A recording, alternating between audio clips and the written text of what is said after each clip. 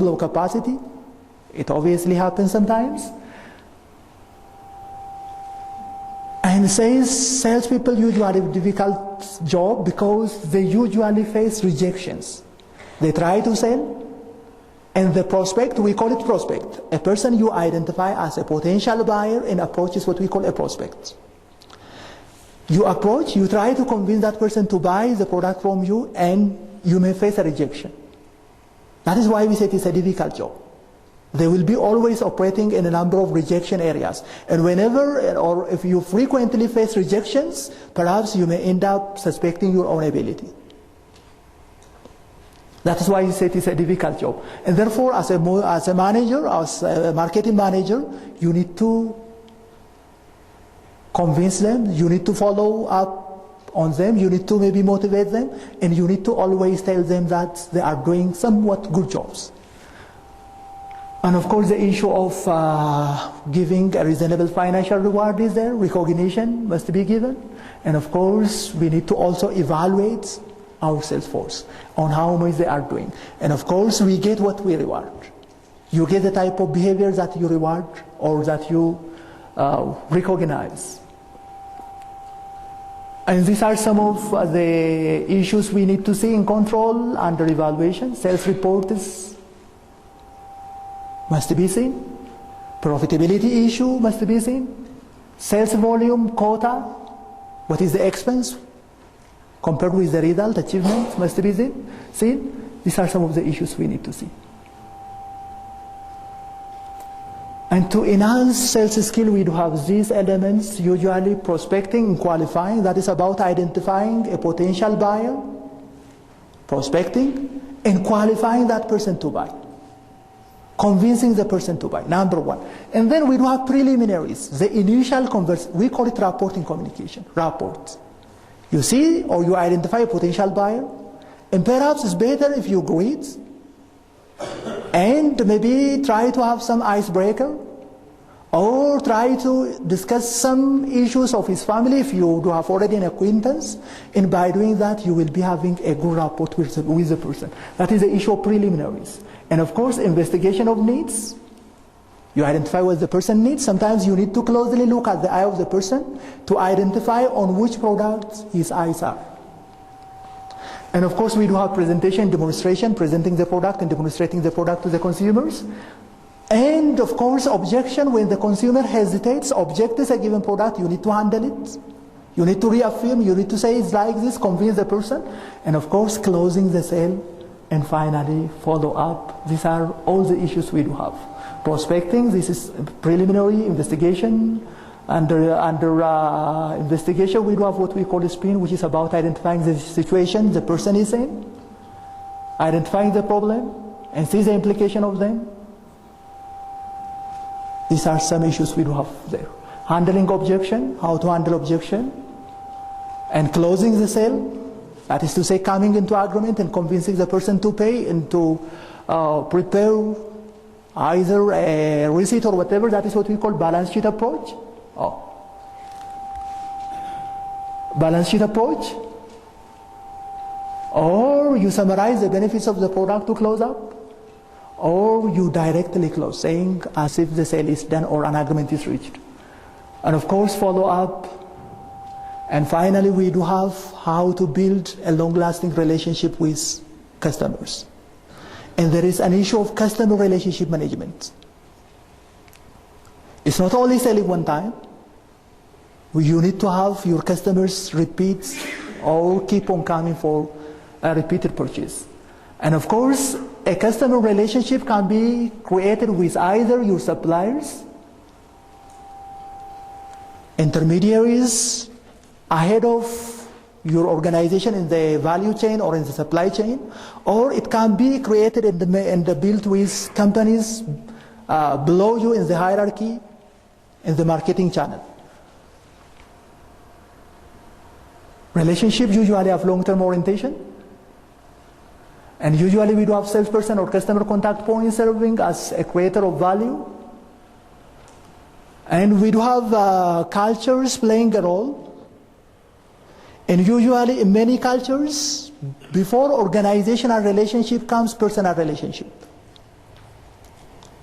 And therefore, for two intermediaries to have a good relationship, the person playing roles there, they need to have a relationship. That is why we need to be courteous. That is why we need to be polite. That is why you need to be smiling to your customers whenever you make a deal or a business with them. And of course, trust is very important, trusting one another, mutual trust, mutual respect, building credibility, having a good experience with a partner, an ability to exceed their expectation, going beyond expectation, and of course, coordination of the interaction between the parties. And I was thinking of surpassing expectation. Customer satisfaction, whenever we define customer satisfaction, we usually say it's when consumers' preference is met. And therefore we do have two things to be equated: expectation and delivery. These two things must be equated. Sometimes your expectation will be less than the delivery.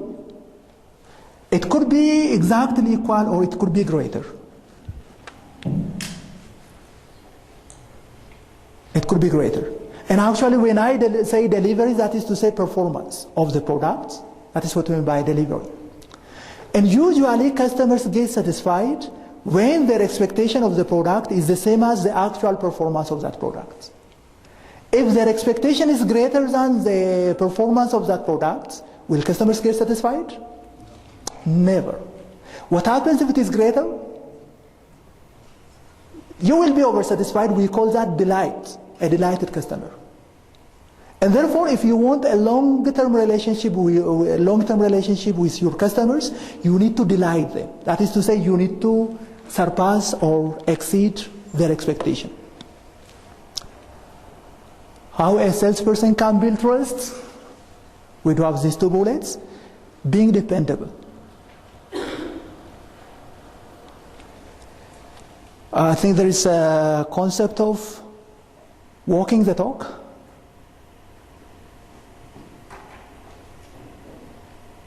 Being dependable, predictable, delivering what you are promised on time, doing performing as you have already said, as you have already promised. That is what we call dependability. And of course we do have also the issue of honesty. Honesty, being honest. Communication is the other thing. Communication again builds this relationship. And in communication we do have knowledge of the firm is important, knowledge of the product is important. As a salesperson, you need to have knowledge of the firm, knowledge of the product, knowledge of your customer also. Because unless you know these three, you cannot be an effective salesperson. And understanding communication style of customer, usually we need to focus on this through social style. Society is the way we communicate differs. And of course, personality matters. Some individuals do have different personality. Some prefer to be closer to you when they communicate. Some want a sort of gap between them and you. Personality issue. And therefore, you need to analyze those things. And you need to also know the current factors affecting the buyer. What are them? And finally, the international and cultural things must be seen. And of course, we do have the issue of shared goals also. For a mutual long-term relationship to exist, there must be a common goal, a shared goal. And of course, it is a business here. You want the product to be sold as a manufacturer, and the wholesalers, they want to buy. Some mutual benefits, some mutual goal must be there. And you need to have an agreement on that. And of course, it may not be only selling and buying. There can be additional goals in play. And of course, a mutual gain must also be there. One should not gain on the expense of others. And that is what we call a win-win situation. Win-win. Do not try to win on the expense of your middlemen. Do not try to get a profit, larger profit on the expense of your wholesalers, retailers. Try to think win-win. By doing that, you can have a long-term relationship. That is what we mean by it. And of course, collaboration, assisting, cooperation, we do have. Mutual dependency.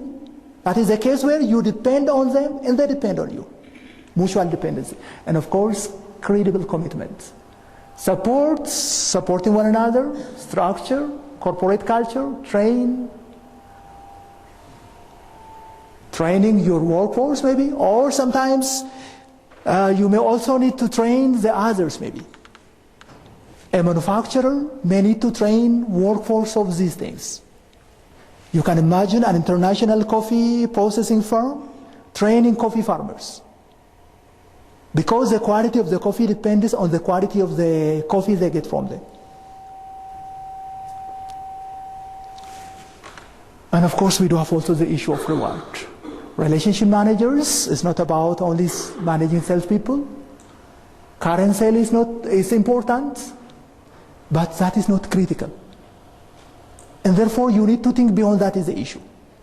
At the moment you are selling, but don't be short-sighted.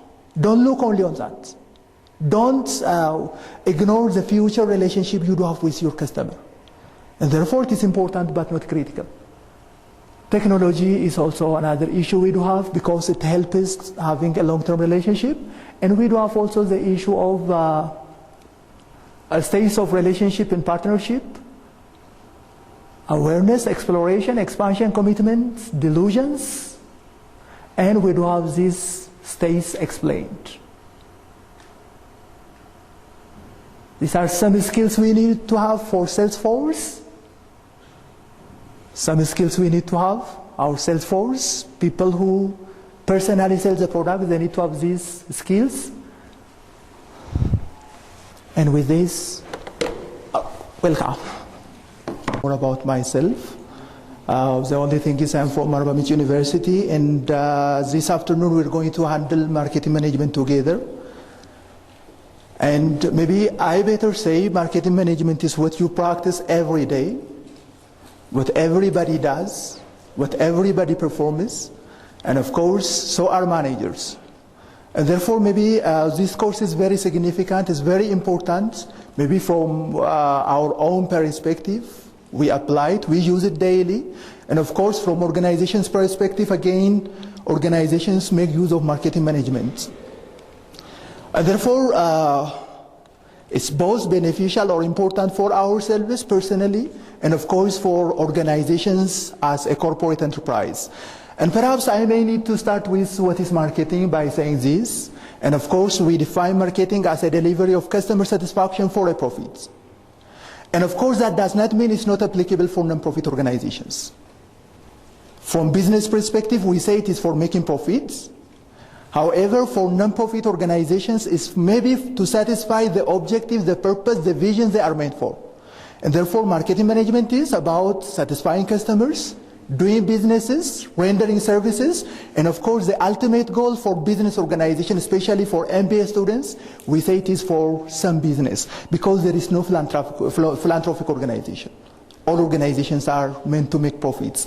And of course, at least for maybe for those of you who are from non-business organizations, we may say to satisfy some objectives, some goals set by that organization. And then here is the goal of marketing. As a goal of marketing, we do have attracting new customers. It starts from that. And of course, we need to promise superior value to attract customers. That is to say, we need to excel. We need to be different from our competitors. We need to be better than our competitors. It is only then that we can attract customers, especially from our competitors. And therefore, promising superior value, communicating superior value, promising superior value is there. And of course, we also need to keep our already existing or current customers. And therefore, when we attract customers, it should not be on the expense of an already existing customer.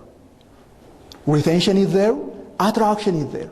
And therefore, we do have also the issue of long-term relationship with our customers. How to retain the already existing, and of course, how to attract new customers is the issue, or that is the goal of marketing management. Marketing, more than any other business function, deals with customers. It focuses on customers. Production focuses with production. Finance focuses with finance, monetary issues. And it is marketing that focuses or deals with customers. That is why we say more than any business, it deals with that. And of course, creating customer value is the issue. Customer satisfaction is the issue. And we do have the definition now here. Many people think marketing as only selling products, which is not true. It's not only advertising. It's about, if we put it from the very beginning, from the very essential of the start of marketing, it starts by planning for marketing. And of course, it starts from need identification. We need to first know what our consumers need, what our customers need, what they want to have. And then only we can produce a type of product that they are happy with. And therefore, it's not only selling, it's not only promoting, it's only having customers to buy product, rather it's about creating a need also. And of course, identifying an already existing need. And then applying or trying to convince customers to buy your products. And therefore, selling in advertising is only a component, only one part of a marketing activity or marketing management. And of course, marketing is one of the three key core functions of a given organization, and marketers act as customers' voice. Usually what happens in organizations is sometimes there could be a conflict. Obviously people from finance, if you are here, you understand that concept better. Marketing departments, they want to produce a type of product that appeals to customers, that satisfies customers. And obviously if we have to satisfy customers, we may need to go for some extra miles maybe. And that may involve some additional cost. And therefore the finance people may say, no, doing this involves a cost. And perhaps we shouldn't incur a cost because that is an expense that reduces our profits. And therefore there could be such a conflict sometimes between even organizations. And that is why we say marketing is the only voice of customers. They need to identify customer needs. They need to ask customers for what type of product they want, and then they need to voice that in the organization. Our customers want to have this and that type of products. And of course we do have these things, an analysis of industries to identify emerging trends, determine which national or international markets to enter into, identification of market and determining which to enter, and conducting researches, market research to identify which product to produce, how to appeal, how to price, how to promote, how to package the product. Issues we're going to deal with toward the end of maybe the entire module. And of course, designing marketing mix are some of the activities of marketing management. And when we define marketing management or marketing, therefore, these essential elements come into picture. Need, want, and of course demand. Customer satisfaction, value, products, services, and exchange transactions, these things come into picture. And maybe when we define these things, obviously human beings do have, inherently they do have needs. We have need for something. Need for food, need for maybe something to drink, we call them needs. And these needs sometimes, they need to be channeled toward this something, want, what we call. I do have a need for food, and then I want something. A need directed toward this a given product. And then we do have what we call demand, that is a need and want backed by purchasing power. There is a need, there is a want, and then when purchasing power comes along with, it becomes a demand. And these three things are very elemental, very essential for marketers. Need is natural, need is basic. We all do have need from the very beginning, instincts in human life.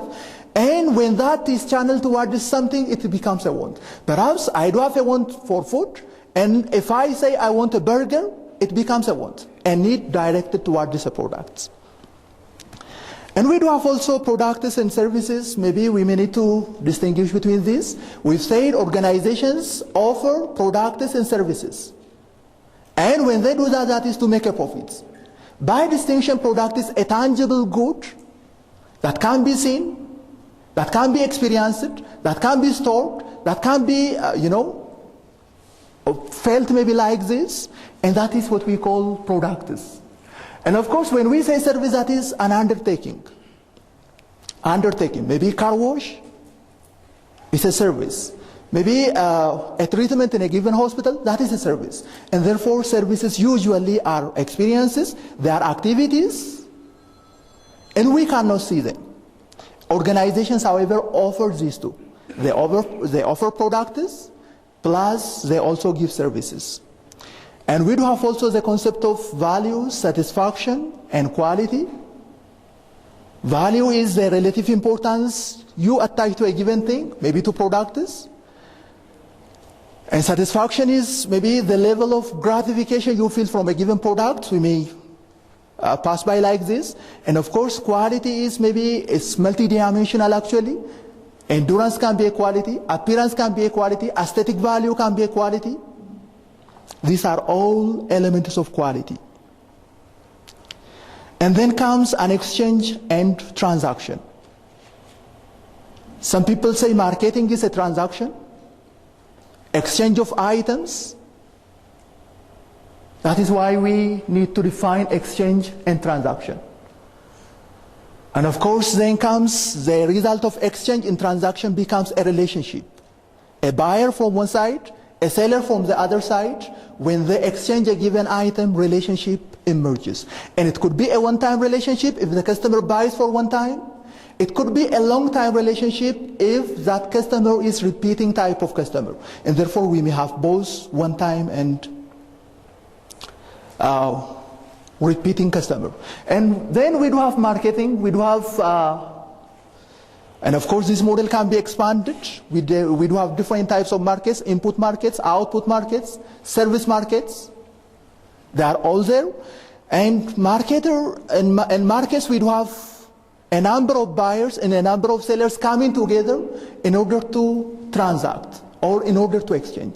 And then we do have on one side an industry, which is collection of sellers. On the other side, we do have the markets, which are collection of buyers. These two come together. From one side, product or service flows. From the other side, money or idea or need comes. And then, satisfaction happens. Because the seller having goods or services and offering that to the market, and the buyers with money,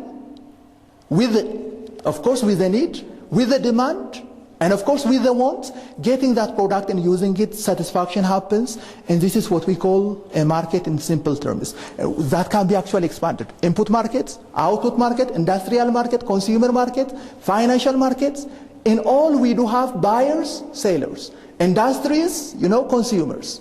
We do have both these two exchanging something of value. Exchanging goods and services for money, and of course information cycling, maybe flowing forth and back. And these are what we call the main actors and forces in the modern marketing system. We do have suppliers. Suppliers supply inputs, maybe products, for the producers or maybe for the marketers themselves. And then we do have competitors.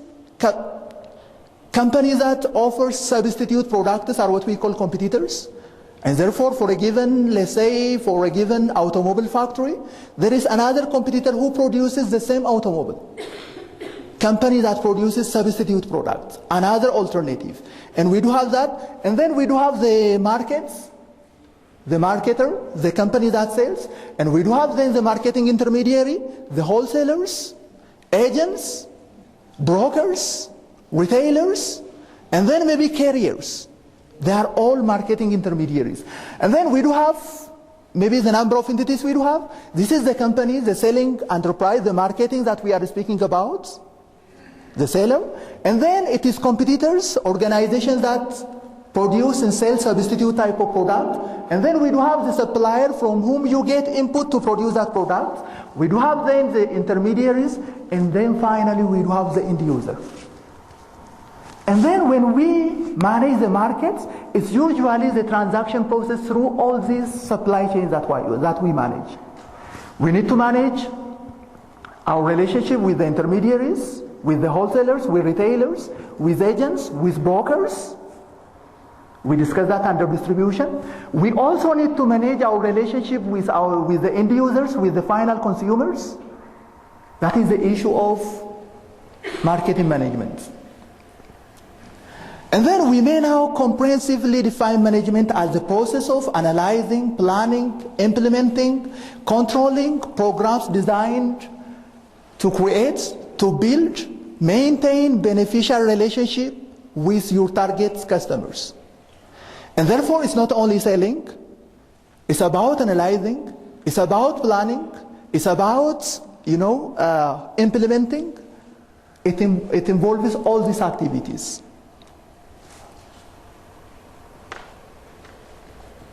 And then we do have the issue of demand management. Can demands be managed? Can we manage demand? Or do we try to only satisfy an already existing demand? Can marketers create demand? Yes. Demand management. And actually there are different types of demands. Some demands are very clear, very vivid. You see them. Some demands are implicit.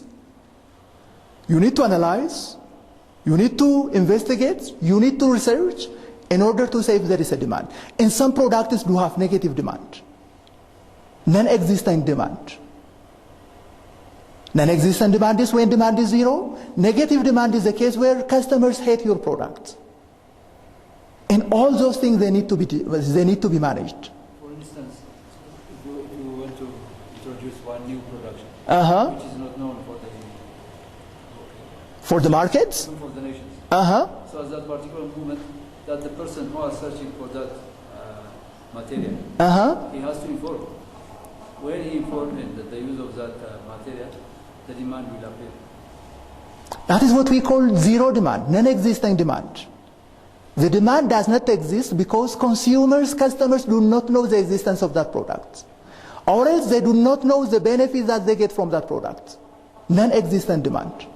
Sometimes you introduce a product into a market, but your customers will hate that product because of attitude, because of rumor, or because of whatever reason. We call it a negative demand. Do we have products of that type maybe? Product consumers hate? Is there any product you hate maybe? Any product or any service you hate?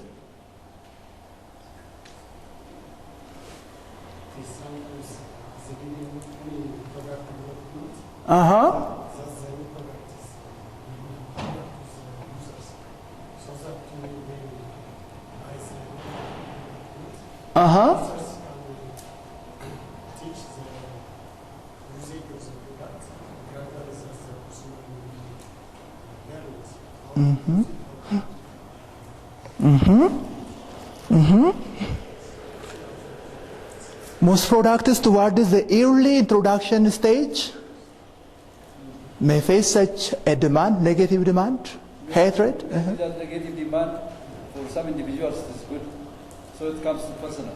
Okay.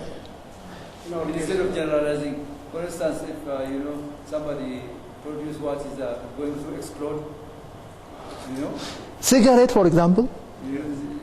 If somebody make like that, maybe it's not good the demand for all. Individuals maybe like what others are not like. Yeah, some products are anti-society, against the value of the society. And consumers, therefore, whenever such a product is introduced into the market for the very first time, they usually will respond negatively. They react negatively. Low quality products, like Chinese products. Maybe, can we say negative demand for that? For what? Chinese products? Quality is there. Quality problem is there, yeah, quality problem is there, but can we say there is negative demand for that? No, I don't think so. Yeah, sure, quality problem is there. It's still affordable. Some people want it because of the price. Affordability, maybe sometimes additional features. And therefore we may not say there is a negative demand for that. Anyways, demands may range from positive sometimes to the extent that you cannot manage, where demand is greater than your capacity to offer. Sometimes demand can be somewhat good but not that much attractive, where you need to promote, convince, and increase the demand. Sometimes demand will be zero, under which case you need to convince people to buy, create awareness. And sometimes demand will be negative, under which case you need to have a program to counterbalance that rumor or negative attitude of people and at least get some people to buy it. And the same is true for some products which are already called anti-society, like cigarettes, drinks.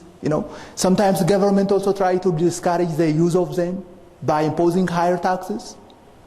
Yet they are there, and marketers of this type of products, they do have a means to manage that demand. And therefore, demand must be managed. And as a marketer, we are responsible to manage that demand. Well, can you say that there is a negative demand or zero demand? Because before the production of the product, there must be the demand still. We may say that. Need assessment. After need assessment, there is a product. Of course. So once we have a product, there is maybe less demand, but there is a demand. Sometimes, there are two concepts of production. And of course, there is one more slide for production promotion. I'm going to discuss that on that slide. Whenever we produce a product, there is what we call technology push production and demand pull production. Sometimes you produce a product because you can do it. And even sometimes without studying the demand, the market, or whatever, it's possible. Technology push type of production. You do have the technology, you do have the ability to do it, you believe consumers are going to like it, you believe. Shall I take the first production of computer? The first time computer was produced. It's a technological breakthrough. Consumers do not know what computer is. You don't know it. And therefore, at that initial stage, IBM maybe might have faced zero demand for that product. Not negative, zero. And even sometimes there could be time when technologies, innovations are associated with, some issues. ስልክ መጀመሪያ ኢትዮጵያ ሲገባ ምንድነው ሲባል የነበረው ነው የሚባለው? That's it. Negative demand. Negative demand. And it happens.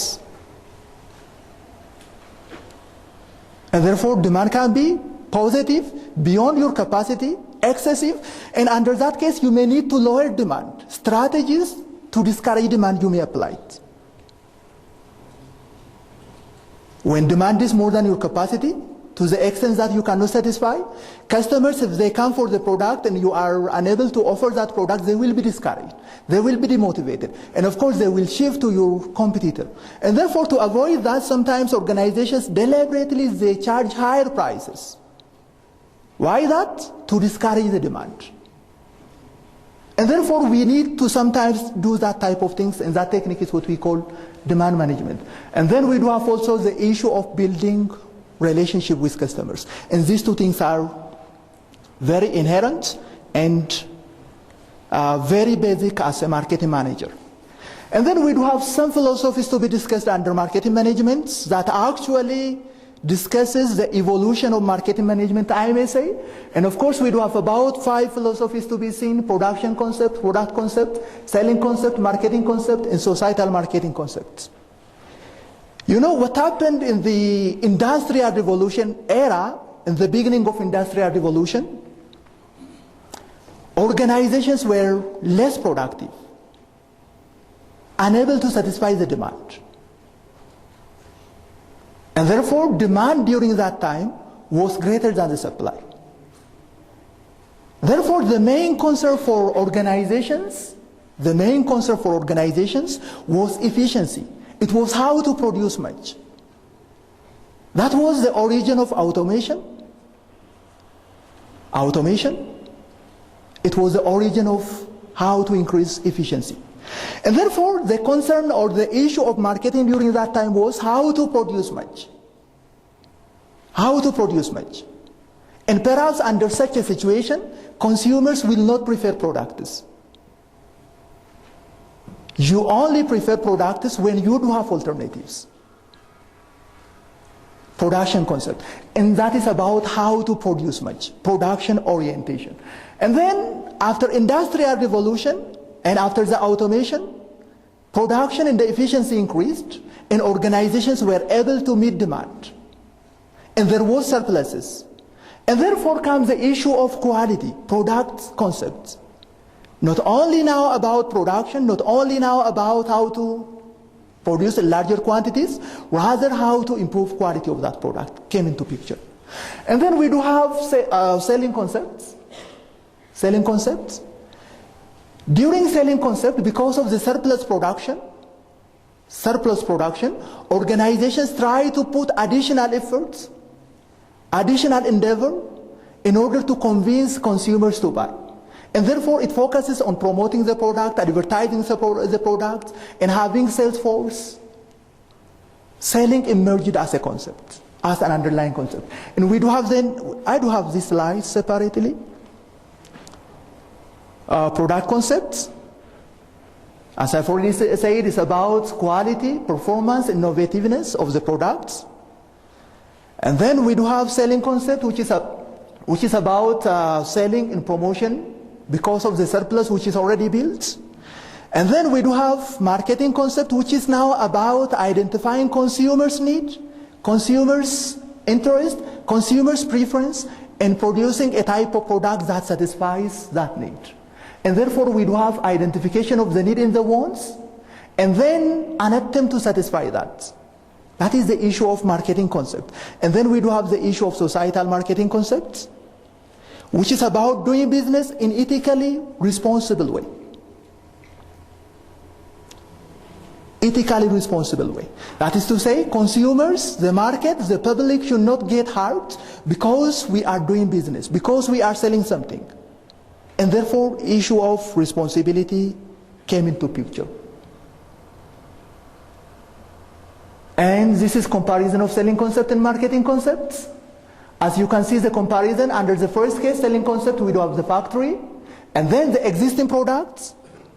And of course, selling and promoting is emphasized, and the final target is profits through actually sales volume. And of course, here the driving force is the market. The market, customers, consumers need, that is the driving force. And then integrated marketing, every function of marketing, every function of the organization must put an effort, must get coordinated, and of course organized in order to bring satisfaction is the underlying concept of marketing concept. And then we do have this three-dimensional or a trigonal dimension of societal marketing, where we do have the society, human welfare, human safety, and then we do have the consumers. One satisfaction is the case, and for the company profits. These three things must be maximized is the issue. Consumers, they want their safety and their satisfaction. Customers, they want the profit, and for the society, well-being of that society. The society should not get hurt, damaged, because of the fact that you're doing business in there. And then, business organizations do business in a given environment. And we're saying we need to satisfy our customers. We need to satisfy our customers. When we do that, we need to plan the way we produce the product, the way we price, the way we package, the way we brand, and of course the way we promote. These are usually what we call programs. And there are factors that affect the way we do that. And therefore, it's not in a vacuum that we do marketing management. It's within a number of variables, both from outside the organization and from inside the organization. And therefore, as a marketing manager, we need to see the factors, the variables, and the role players that can affect the way we are doing business in that organization. And actually we classify the environment mainly into about three: the macro and the micro and the macro environment concept are there. And when we say the macro environment, I'm starting from the second one, macro environment, that is the larger societal forces that affect usually the micro environment. And micro environment is closer to the business organization and it affects the organizations. And therefore we do have concentric circles. I was trying to put it in that way. I wish I had the marker. Do we have marker around here? Marker?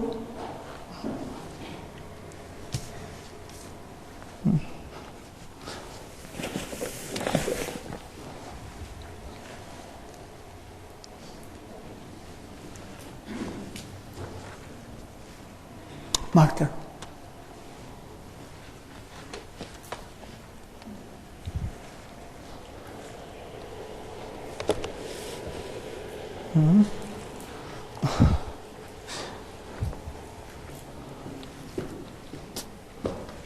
Where? Oh, excuse me. Let's put it this way. The organization, the microenvironment, and the macroenvironment.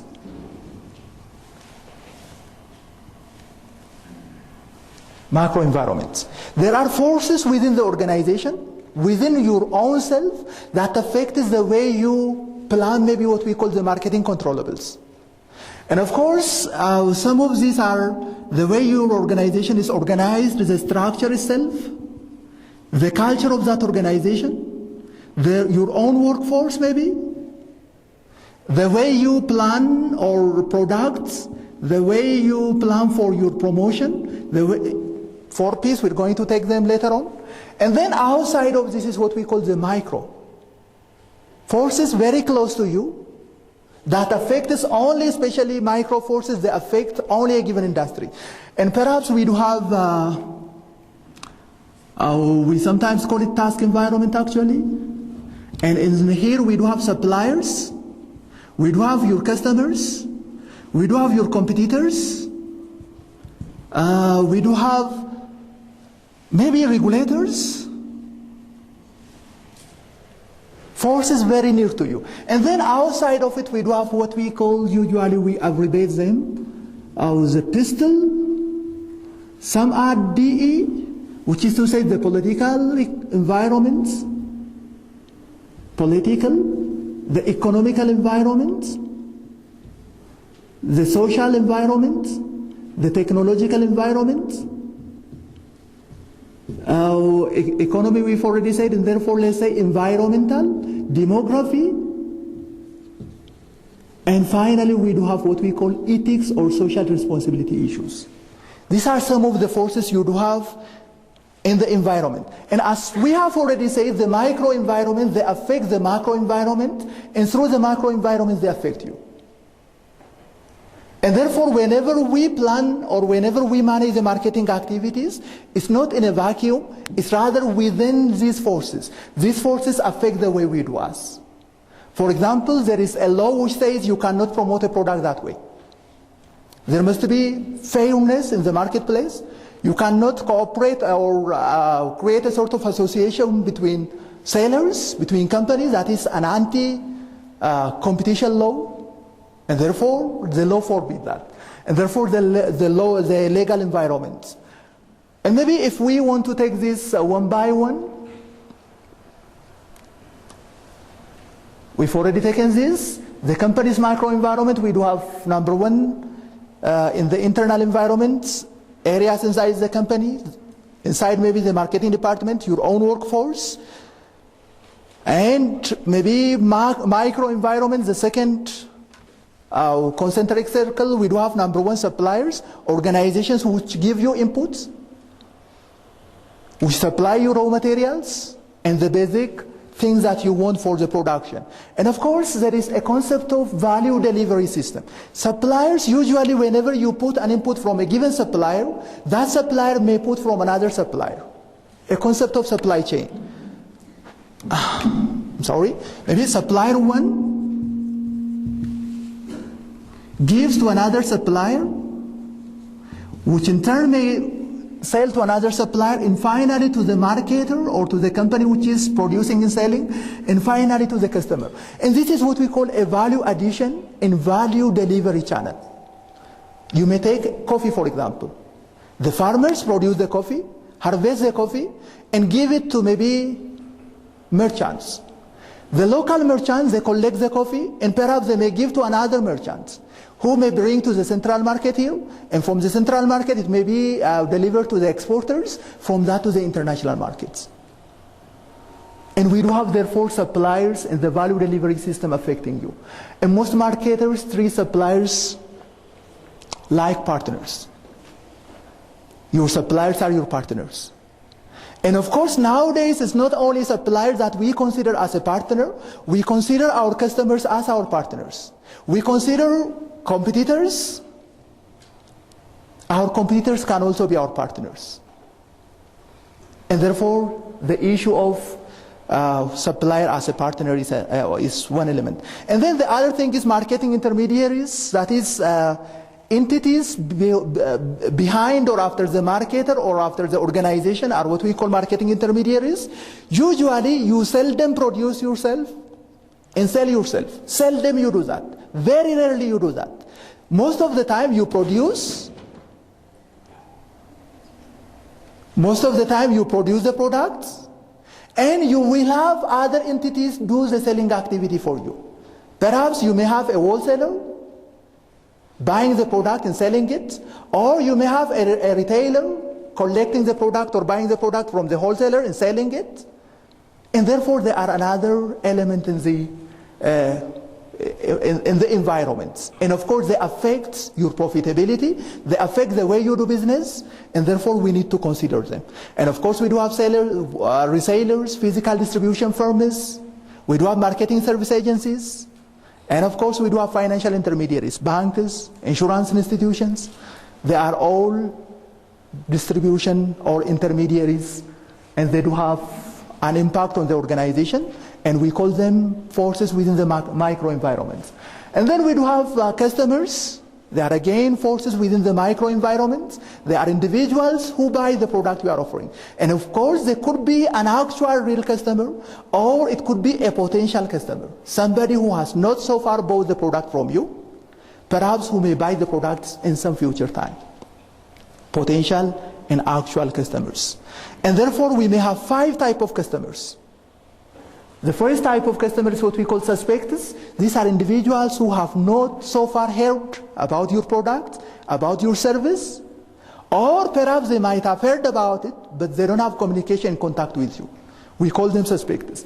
And the second type of customers are what we call prospects. These are individuals whom you are communicating.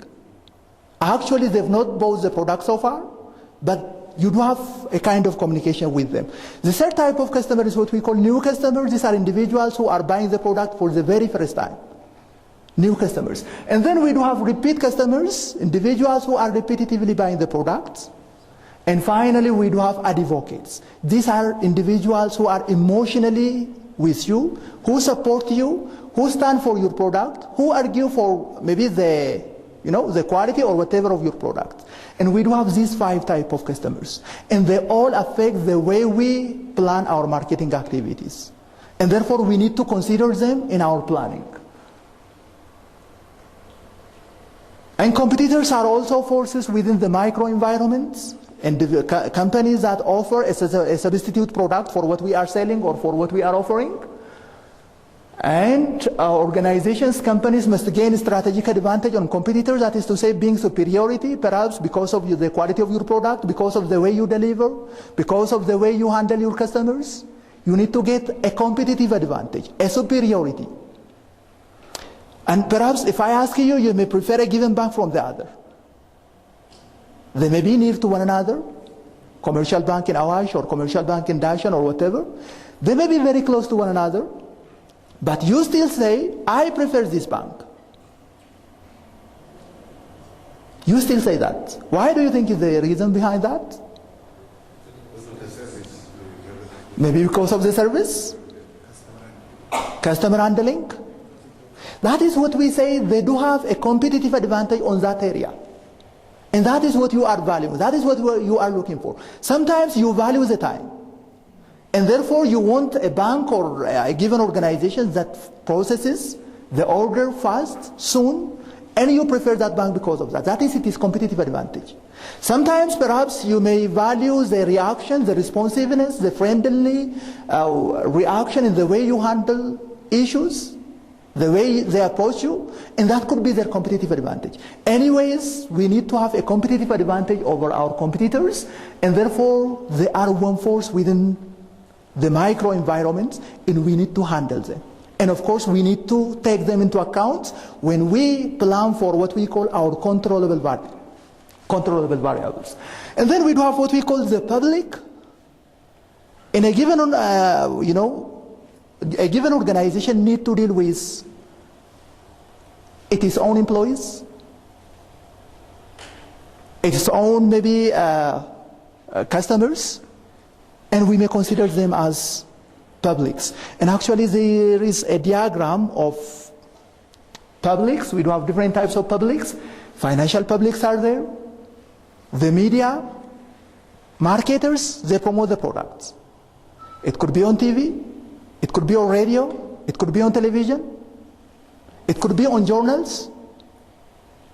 The relationship between media and the marketing organization is very high. And therefore they affect the way we do business either positively or negatively. And therefore whenever we plan for marketing controllables that we're going to discuss in marketing mix, we need to assess them. We need to see how they can affect us. Is that positively or negatively? And how can we optimize it? We need to consider it. And of course the government publics, regulators, we've already said it, and citizens, the society, the local publics, the local people, maybe general public, and of course international public, they all affect you in one way or another. And then we do have also at a larger macro environment, and usually, as I've already said, the micro environment, they affect specific industries, and therefore we call them industry specific forces. If you are a banking industry, the type of micro environment you face and the type of micro environment manufacturers face are different. That is why we say they are industry specific. Macro environment, however, are very general. They affect almost all industries. They are very broad, and of course you cannot affect both of them, the macro environmental forces and the micro environmental forces. You cannot affect them. You cannot change them. And therefore you regulate, you adapt your marketing activities in line with them. That is why we say they are uncontrollables. You control the way you produce your product, you control your price, you control your package, you control your program, you control your sales force. There are what we call 8 P's maybe, we're going to discuss them, you control these things. However, these things, the micro and the macro cannot be controlled. And therefore we have to adapt our offering, we have to adapt the way we do things in line with their interest in the issue. And therefore when we come to the macro environments, the larger environments, in which we actually do have either opportunities or threats posed. That is to say, something favorable, opportunity, they may result in that, or something that is unfavorable to you, the threats. And here are usually the forces we do have in there. Here are the forces in there. We do have the demographic forces, the economic forces, the natural forces, technological forces, political forces, cultural forces, and actually it's possible to add some more. And if we take the demography, usually when we say demography, it could be about, age composition of a given society. In terms of maybe gender composition, you may speak about. You may speak about the social values of a given society, a given community. They are all elements of demography. And of course, as a marketer, you need to see what majority of your population are. Are they male or female? That helps you to identify what to produce. Should I produce product for male? Or should I produce a product for females? Or in terms of age, maybe the age composition of the population could be more of aged people as compared to young. Or it could be more kids as compared to all the others. And then you may say, should I be in a business that offers products to the kids? Should I be in a business that offers product to the young? Or should I be in a business that offers a product to the old? You need to study your population in terms of demography. Age, gender, maybe income also may come into picture. The location, are they more of urban or rural? You need to study all these things and appeal to them. And of course, economic factor is one of the forces we do have there. That could be about the income, disposable income we usually call it, the amount of disposable income the population has, and of course their spending pattern, or saving pattern maybe. How much they earn, Do they have the capacity to buy the type of products you are offering? And therefore, should you have maybe a high premium, high quality, highly priced products? Or should we have, a medium type of products, average or medium quality, and of course medium price? Or should we have a low quality, low priced? It depends on your community, on the society you are serving. Obviously, if the society you are appealing to is a high income family, you may need to have a high quality, highly priced product. Otherwise, you may need to give up some of the quality consideration for the price. And therefore, in terms of that, we may have about income distribution. Of course, we may have these classes clearly depicted in Ethiopian economy. We do have usually, theoretically, the upper class, middle class, the working class is the low class. In most of the economies, usually the high income or upper class are few in percentage. The middle income and working class are the majority, and the low income or underclass are very few. And that is why most of manufacturing firms or organizations appeal to the medium income people. And of course, we may not have such a composition structure in Ethiopian economy. And that requires a study. How many people earn maybe more than the poverty line? And obviously all people below that are what we call the underclass. And it could be, you need to set figures. And anyways, we do have this type of classifications. And then the issue of natural environment is also there. The natural environment affects the way you think. And therefore, we do have issues of pollution, issues of availability of raw materials, which is about the environment, because you are going to use or take input from the environment. And we also need to consider that, and that also affects the marketing activity. And then from the natural environment, we do have these issues, these trends happening, shortage of raw materials nowadays, because raw materials are being utilized for manufacturing. And raw materials actually can be subdivided, replaceable and non-replaceable. Raw materials are there. And organizations who depend on non-replaceable raw materials, they need to consider a way of replenishing, a way of replacing it back. And of course, we do have the issue of increased pollution. We do have the issue of increased government intervention because of the pollution or whatever. And finally, we do have the issue of sustaining the environment. Not only sustaining the environment, the issue of also sustaining businesses. If I take a given firm that uses a raw material X, let me call it X. And X is not replaceable, not replenishable. And the more you consume that raw material, the less remains. And therefore, at a given time, you will not have a raw material to use. And therefore, environmental sustainability is not only the impact or issue of environment, it's also the issue of businesses.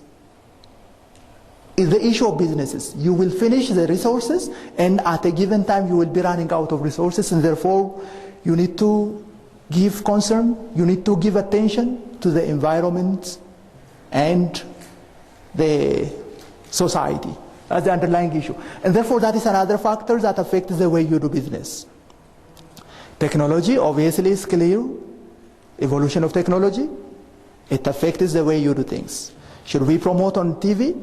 Should we promote on electronic boards? Should we promote on printed materials? How to reach, even how to produce, how to pack? It all depends on the technology available for firms or for organizations. And technology nowadays is changing very rapidly.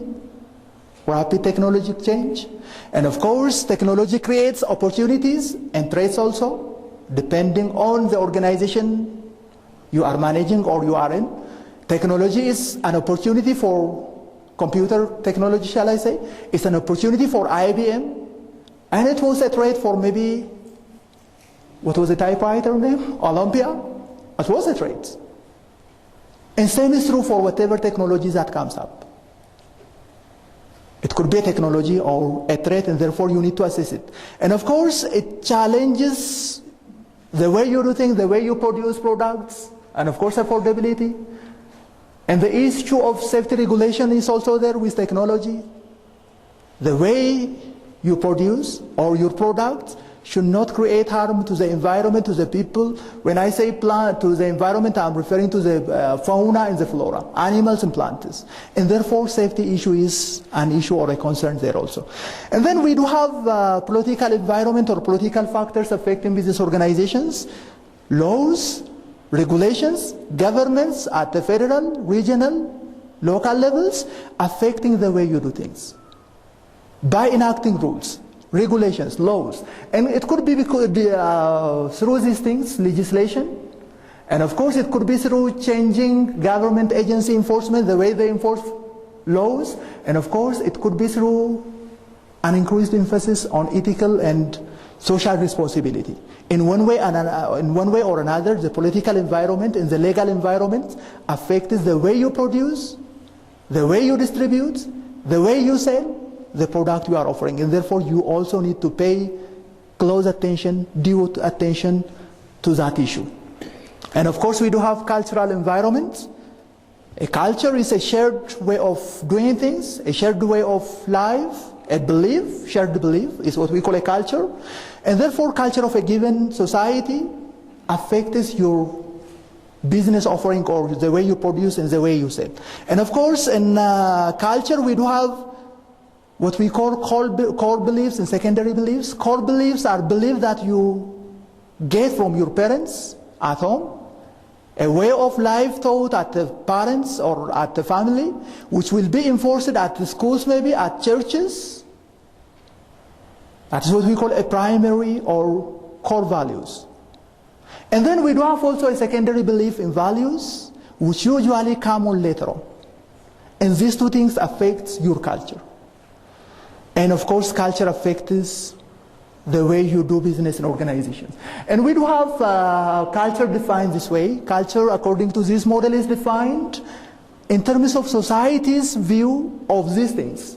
Society's view of themselves, how you view about yourself, what is your view of others, what is your view of maybe organizations, how you view a given society, the nature itself. And therefore, according to this definition, culture is view of people towards something.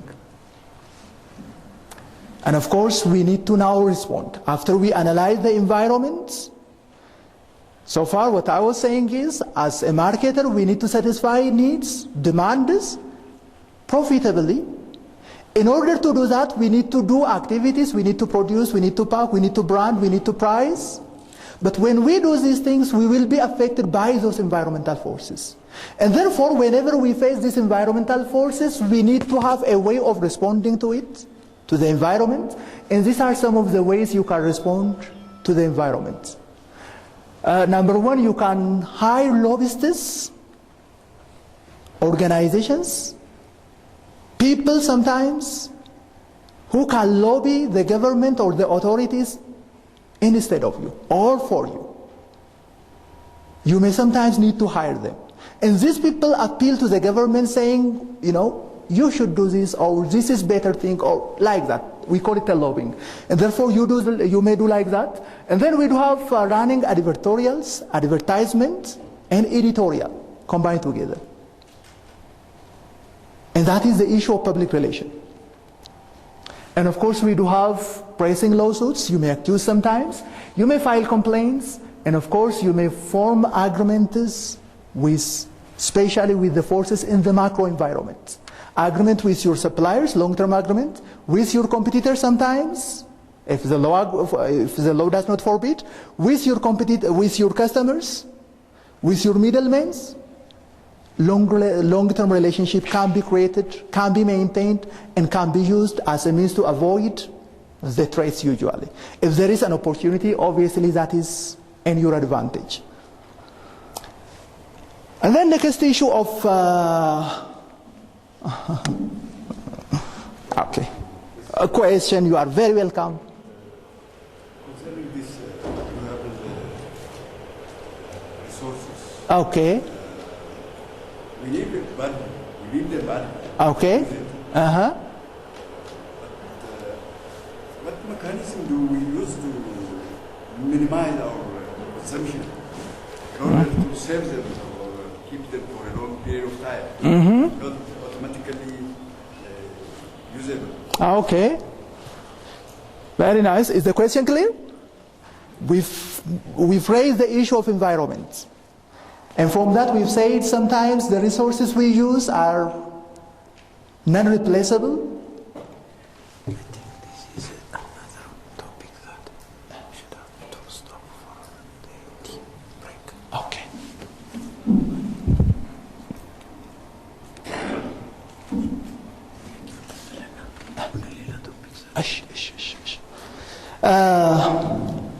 Is the question clear? ጥያቄው ግልጽ ነው? ስለ ኤንቫይሮንመንት ስናወራ ሪሶርሶችን ነው የምንጠቀመው ኤንቫይሮንመንት ውስጥ። አንዳንድ ሪሶርሶች ደግሞ የማይተኩ ናቸው። ኦይል ብንወስድ the more you exploit, the less that remains. And of course the barrel of oil in a given land is determined. And therefore sometimes organizations are threatened by the fact that the resource we do have, not organizations, not only organizations, even the community, the society, the way we use the resource may result in no resource in some future time. And therefore the question is, what is the means to avoid that? What is the means to manage that? What can we do? Anybody who wants to respond to this question from the audience? Okay.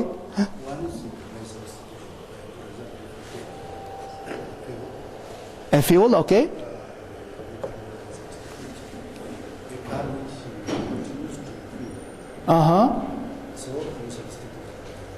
All right. Substitution. Okay. What else? Substituting the input. In case of material, it is possible. Okay. In case of the resource itself, the source and the resource itself, how do we keep it for a long period of time? But we need them. Yeah. What he told me is the mechanism that we have to minimize our consumption of fuel. What else do you want? For example, we take the oil. The countries now are doing find a sustainable energy, or like water on sunlight. I'm sorry. Okay. When we are thinking of something to replace, we are thinking of something that for longer use. They finish the oil now, and they are doing something else. What? The sustainable energy from the water or from the sun. And some universities, they are studying on this. Okay. So,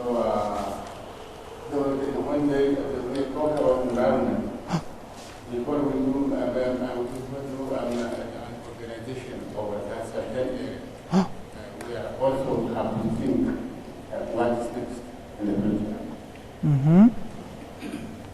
Any other response? Okay. Mine is very short.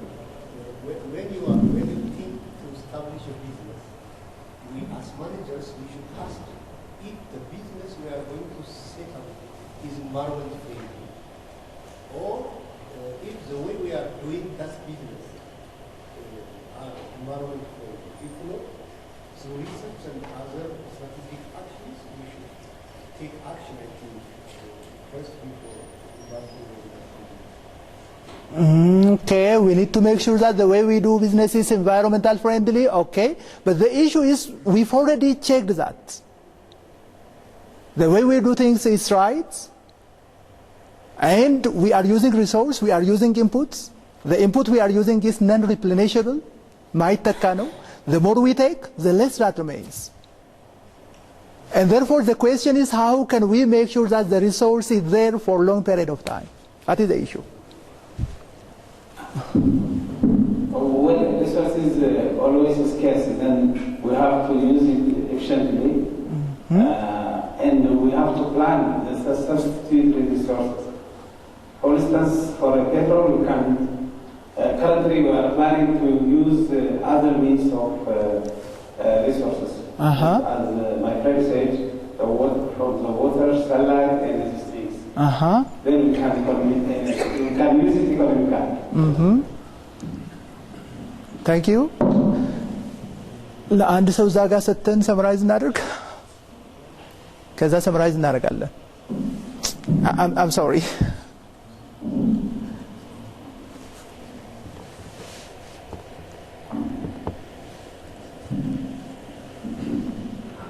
Sorry, unfortunately, my summarize my idea.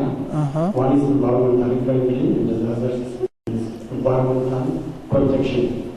The other issue is development and research study is another means in order to substitute the, as we said, the resources scarce and not all. And last, so that the research and development can be brought to other means of substitution. Okay, thank you so much. Okay.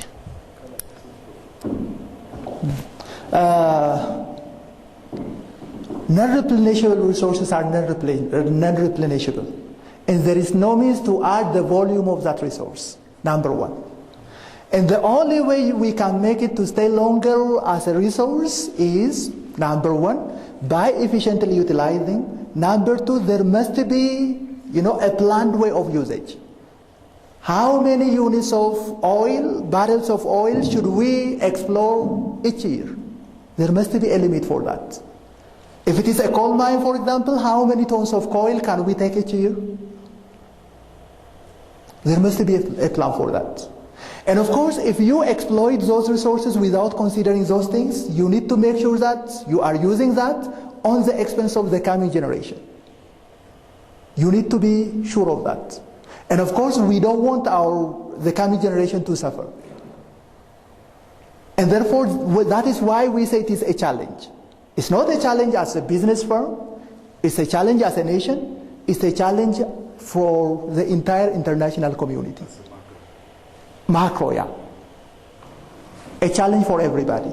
And therefore, you need to plan, number one, how many units should we use each year? There must be a plan. And you need to abide by that. And of course, in the meanwhile, while time, you need to say, what is a substitute for that? How can we use or replace the usage of this by some other input? Perhaps using plastic instead of metal, if that is a very scarce resource, or instead of oil, as you've already said, maybe shifting to what we call a green technology, and the like. We need to do that. And therefore, researchers usually aid you to do that. Technology development aid you to do that, but still you need to be aware of the concerns, the issue as it is, and of course you need to be committed to observe the issue of maybe protecting resource for future use also. And that is what I have to say. Yeah. I'm satisfied. Okay, this time for tea break, biological break. The next issue that deserves an attention, which is about developing marketing strategy. And perhaps, since you've taken a number of courses in management so far, I'm not going to say what the strategy is from the very beginning, or I'm not going to discuss the different types of strategy, but I'm only going to focus on some marketing strategies we do have. And of course, when we say strategy from marketing perspective, is about selection of course of action from marketing perspectives. And of course, we do have a goal, we do have a vision, we do have a mission as an organization. The organization has got the vision, mission, objectives, and of course, in order to achieve that corporate vision and mission, each and every functional department do have their own visions and missions, or else they develop from that, and that will be cascaded down. And therefore, the vision, the missions, the strategies we do have at a given department level will enable us to achieve the entire organization's or corporate organization's objective.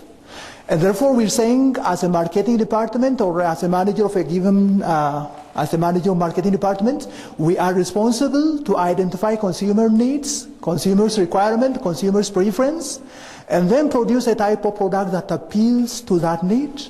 And for that, we need to have a course of action, marketing strategy. And we do have issues of, mainly 3 issues to be discussed under that: market targeting, market segmentation, and positioning. And organizations usually, they do subdivide the market into subdivisions. And obviously no firm, no organization can satisfy all society. For example, if you take Coca company, East Africa Bottling Company, obviously they won't say we have to offer soft drink to everybody. They will not say that. Or else if you take any organization for that matter, they will not say I'm going to satisfy everybody. Rather what they do is they subdivide the market based on basis of what we call segmentation. And therefore segmentation by definition is the process of subdividing the market according to their similarity. It could be by age, it could be by gender, it could be by maybe psychoanalytic or psycho factors like usage maybe, frequent use, non-frequent use. One or another variable we use to subdivide the market into groups. And then after you subdivide the market into group, perhaps I may need to draw a sort of picture. If this is the entire market, the entire community you are serving, you may need to subdivide this into groups. Perhaps that could be based on age maybe, and therefore you may say less than, let's say, 20 years, 20 to 40 years, greater than 40 years. And now the market we call is segmented, subdivided. And then you need to say which of these should I appeal to? Which of them should I produce a product for? Which of them should I satisfy by appealing to their need? And perhaps you may sometimes select one of them. Sometimes you may need to select 2 of them. And of course, under special cases, you may need to appeal to all of them. But usually their need differs. The need of people below 20 is different from the need of people between 20 and 40, which may be different from the people who are older than 40 years. And therefore, since people's need, people's interest differs, we need to appeal to them differently. And that is to say, what we are going to produce for these people, it could be soft drink, mind you. We are just producing soft drink. And the soft drink we produce for these people is going to be different from the soft drink we are going to produce for these people, based on their interest. This may need a sort of sweet type of soft drink with much sugar. This may require some other type of soft drink. This may require diet-free type of soft drink. And therefore we need to identify their need and we need to appeal to them. And therefore the process of subdividing is what we call segmenting. And when we say which of them shall I serve, which of them, when we say, we are then targeting a given group. Which of them? You target maybe this. Or you target this one and ignore the other. That is what we call market targeting. And of course segmentation also included here. And then we do have positioning also.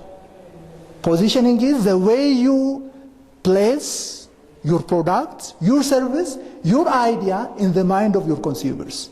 How do you want the product to be perceived? How do you want your customers to understand about your product?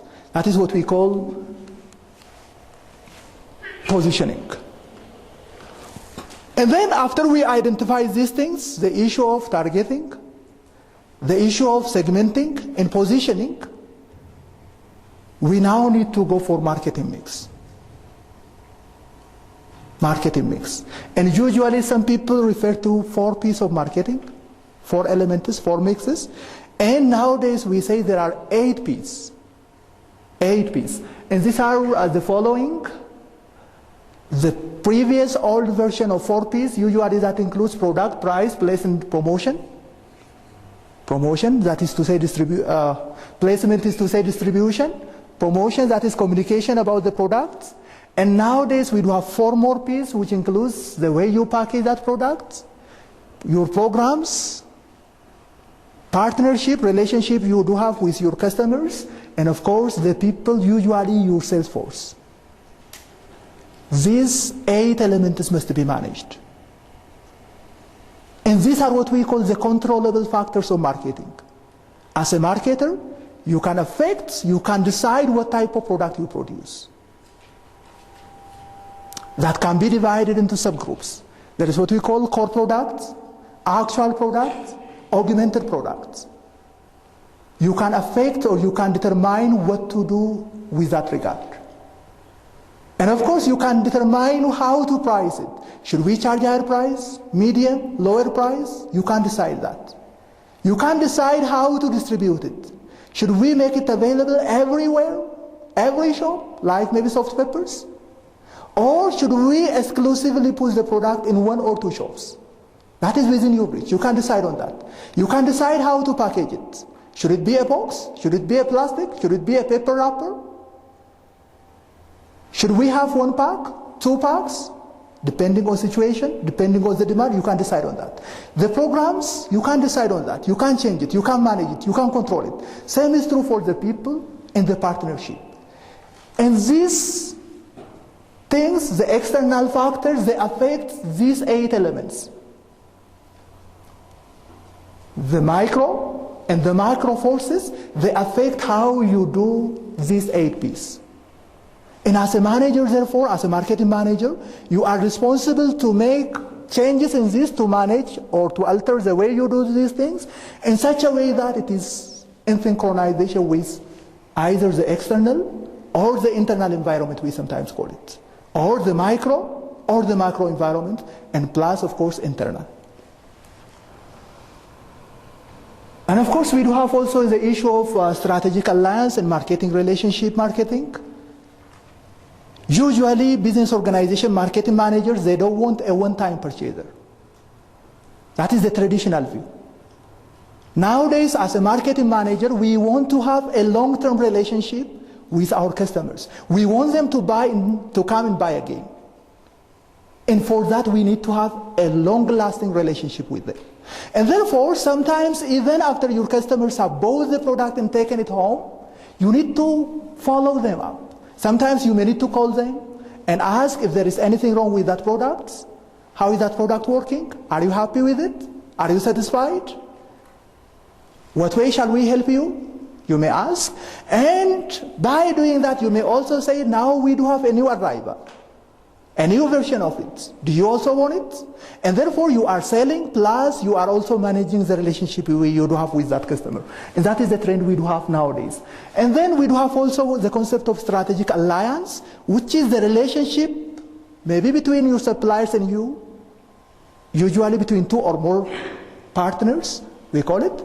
It could be a relationship you build with your suppliers, with your customers, with your intermediaries. You need to negotiate and establish a long-lasting relationship with them. And of course, I've already defined positioning along with market segmentation and targeting. That is the way you want your customers to perceive your products, to perceive your offering. Do you want them to perceive as high quality, high price products? Do you want them to perceive as a fast delivery firm? What is the image you want to build or to create in the mind of your customers? And then the issue of marketing objective comes in. Hierarchically, we do have visions, missions, objectives, strategies common, and marketing department has got number of objectives. It could be sales quota, it could be profits, it could be number of new customers attracted. Obviously, we do have objectives. And this objective, there is usually what we call a SMART objective, which is to say objectives, if they are to serve the purpose, they need to be measurable, they need to be specific. And I think you are familiar with what we call a SMART, yeah. And the same is true for marketing objective. It needs to have those characteristics. And then when we segment market, we do have these strategies. Sometimes you concentrate on a single market. For example, from this subdivision, you may only target to people less than 20 A's. That is a single market targeting. One market. Or you may have what we call concentrated marketing. And of course, you do have also what we call full coverage. The entire markets. And of course, there is also a concept of differentiated appeal and undifferentiated. Undifferentiated appeal is the case where you produce one type of product And you take that to the market, whoever wants to buy it buys, undifferentiated. You produce one type of product for everybody. Differentiated, you subdivide the market like this, and you produce different type of products for each. Differentiated offering and undifferentiated is there. Undifferentiated marketing strategy, you overlook or you ignore all the differences among the segments, and you produce one product and offer. Products usually go through what we call product life cycle, and this is some of the strategies we adopt in each of the life cycles. And for people from different background, I may need to say a few points about product life cycle. Product is just like human beings. Like human beings, they get born, they grow, and they reach what we call a maturity age. They mature, and they die. Like human beings, that is what we call product life cycle. And therefore, if we depict that using a diagram, it follows maybe this type of shape. Actually, not exactly this type.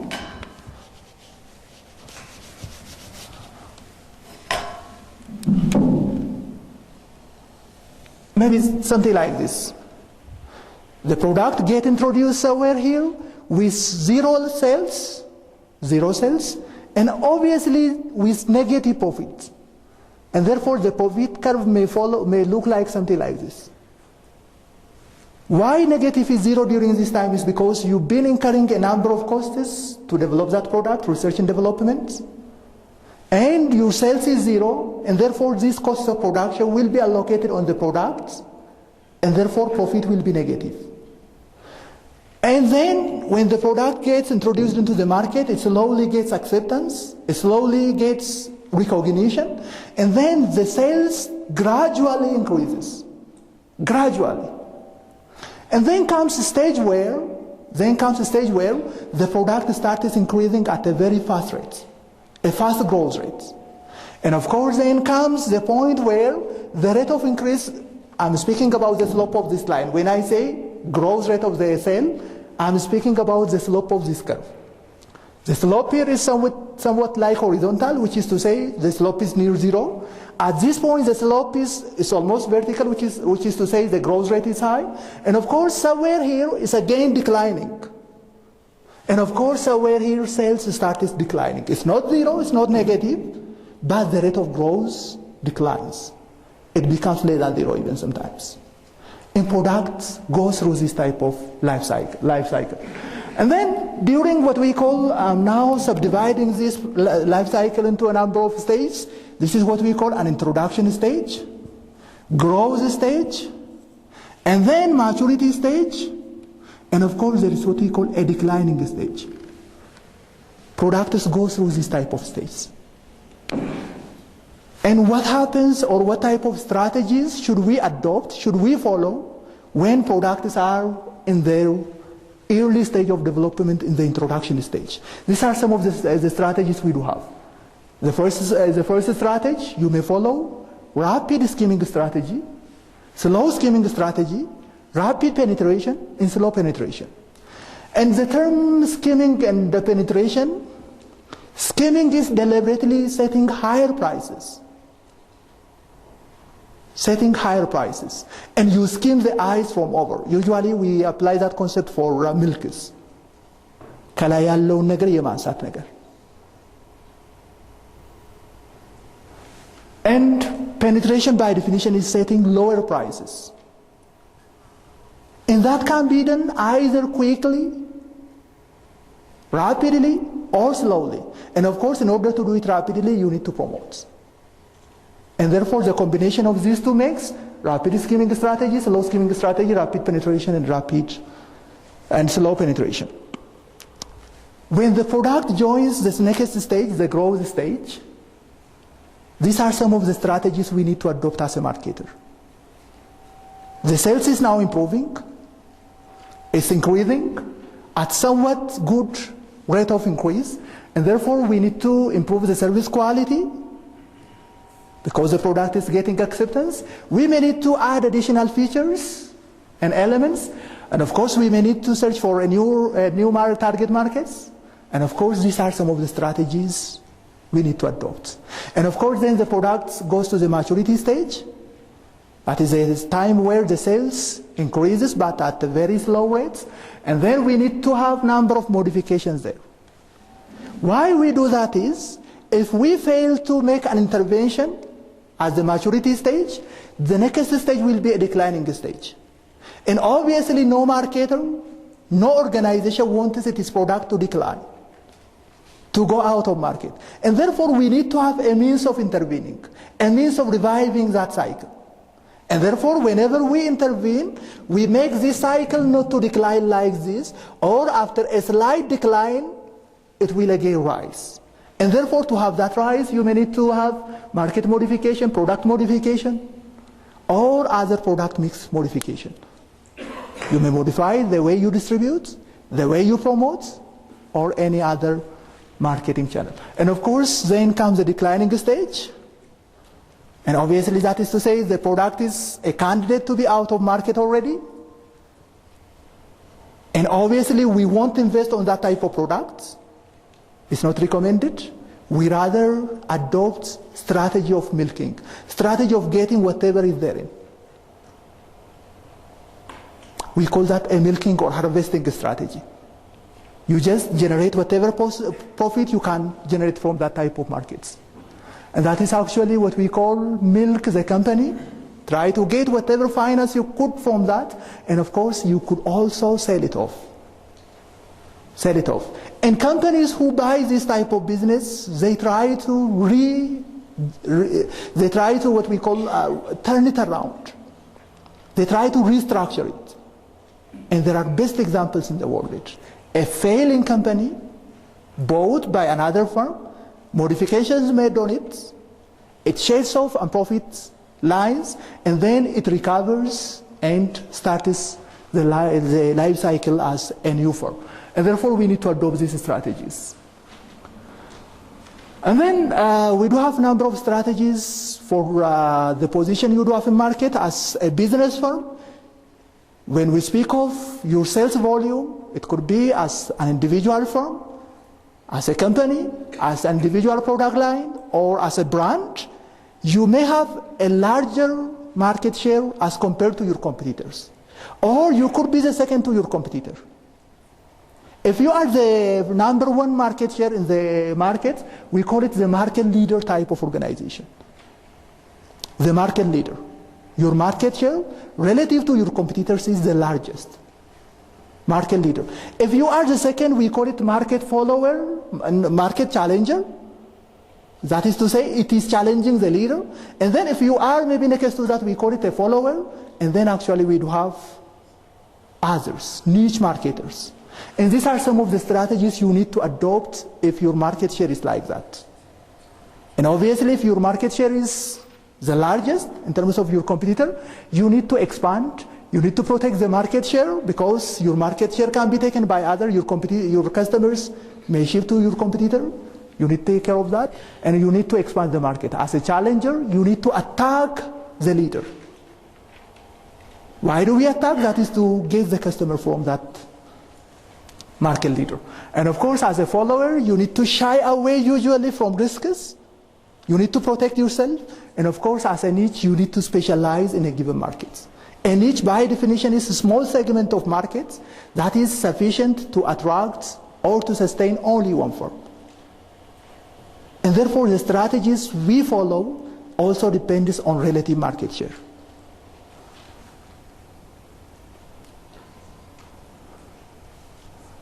Let me pass by this to save time, and let me go to market mix. Out of 8, I'm focusing only on 4 here. We've already identified 8 elements earlier. I'm focusing on 4 of them. The first element of market share,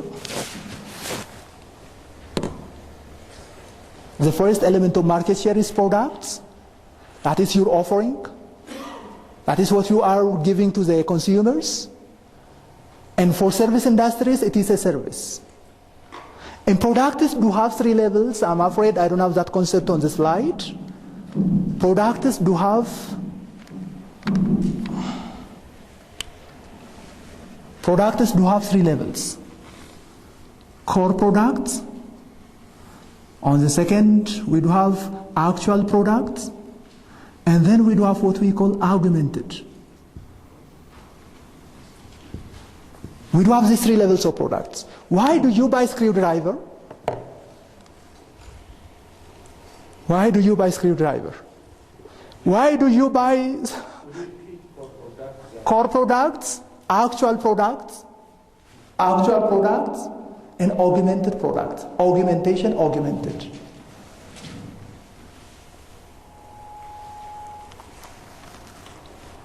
Why do people buy screwdrivers?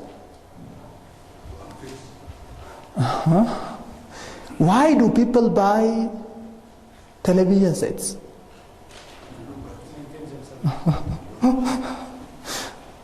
Why do people buy cameras?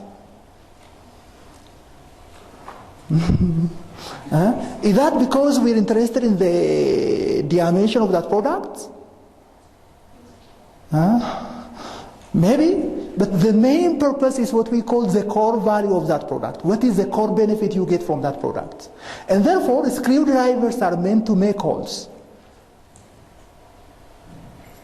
TV sets actually are meant to, to depict pictures, movies, or whatever. And the main purpose you get from a given product is what we call core product of it. For the screwdriver, ability to make a hole. For TV sets, ability to maybe show pictures, assemble that picture. For cameras, ability to capture pictures. Maybe for sound systems, ability to make that sound. That is the core benefit of a product. And then comes what we call the actual product. Actual product is that thing you buy. That item you are buying, the actual thing.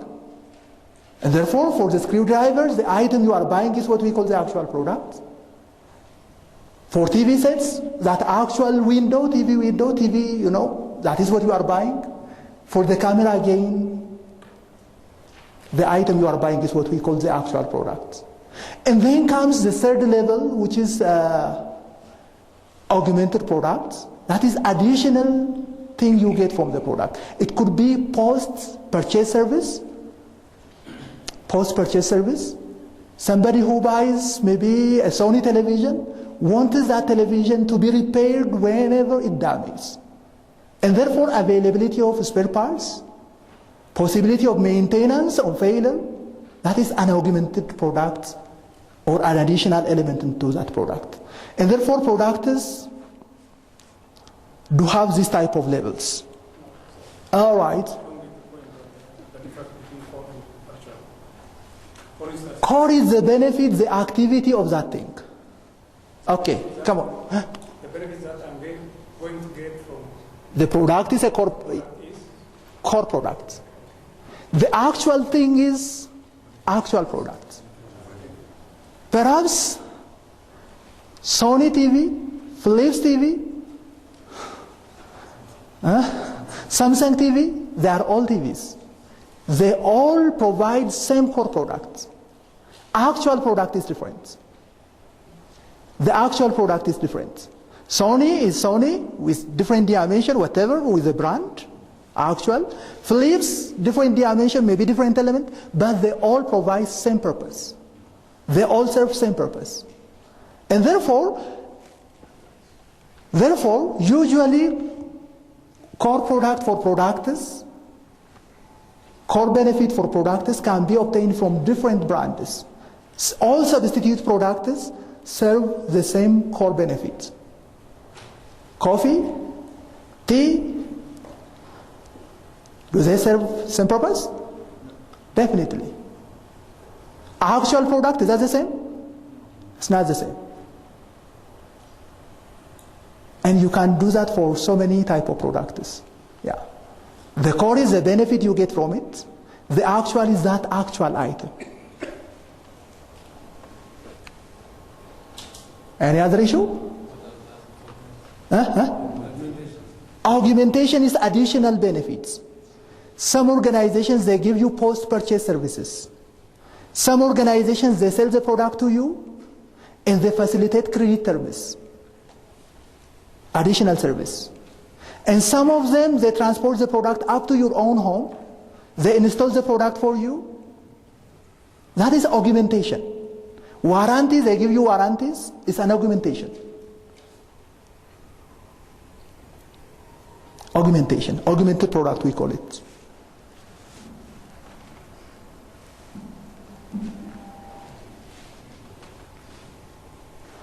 And we do have now new products, development challenges, and reasons why some new products fail. Challenges mentioned for new product development. When I say new product development, that is to say having a product idea, a conception of new products. Then you evaluate those alternatives. Sometimes, or most of the time, even you won't come up with a single idea. You do have number of ideas. And then should we have product A type or B, two new ideas evaluated? And then you try to produce what we call a prototype of it. You test it in the laboratory, whether it functions as planned or not. You then introduce it to the market to see how consumers respond to that product. We call it test marketing. And then you introduce it to the market.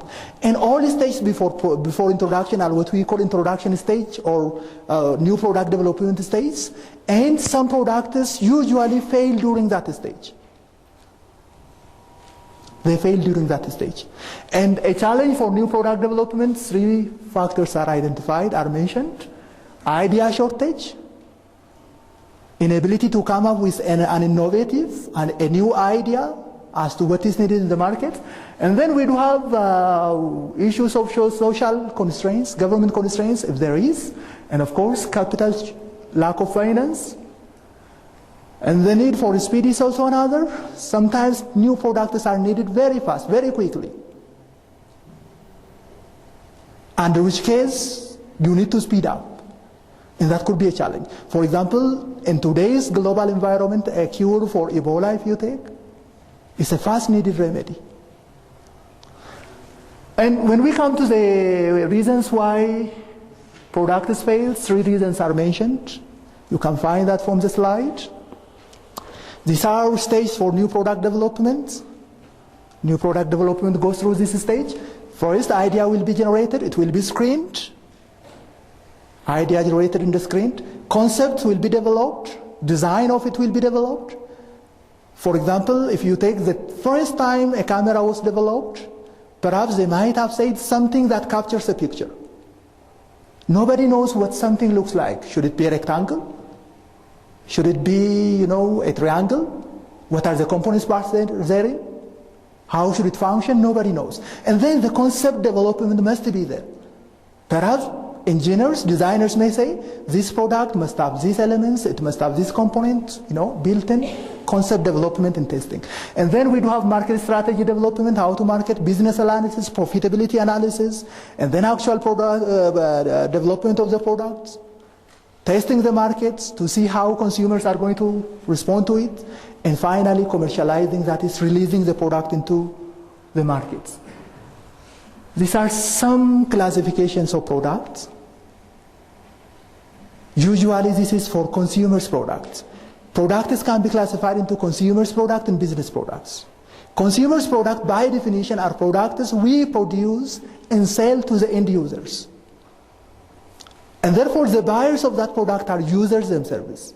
Business products by definition are products we're going to sell to business enterprises who are going to make use of that product to either produce another product or to use it for provision of service. And then consumer products can be classified like this: convenience, specialties, shopping, and assaults. And maybe the difference is convenience goods or products are items which are usually standardized, no variation, for which consumers make no comparison in purchasing, and of course which are readily available everywhere. And therefore, based on your convenience, you buy them. Best example can be soft papers. Usually, I don't know, did you evaluate brands of soft paper as such? የትኛውን ብራንድ ሶፍት ፔፐር እንደምትገዙ they are more or less similar, more or less. Without that, or you won't go from one shop to another to evaluate prices. It's a low priced item. We call them convenience goods. Sugar, for example, soaps, for example, they are all convenience goods. And then we do have specialty products. These are very special, very unique, and therefore you usually devote much effort to compare brands, to evaluate brands, and you may keep on moving from shop to shop to see which of the brand, which of the product is good, attractive, or so. A wedding dress can be a best example. Wedding dress. And then we do have shopping products. These are in between the two in terms of the effort you devote in evaluating. Shopping goods TV, you usually evaluate its quality, its performance, its cost, whatever. You evaluate it. And the amount of time, effort you put on evaluating brands for this, for shopping goods or products, is usually less than this one, and it is greater than that one. The same is true for the price, usually. And finally, we do have unsold products or goods. These are type of goods that are usually purchased on impulse. Consumers may not have the idea, they may not have even the idea of that product. Whenever the need arises, they buy it. Unsold. አስበንበት? Yeah, sure. Would you give me one example? Huh?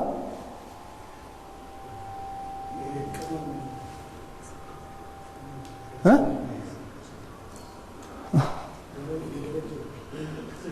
You what?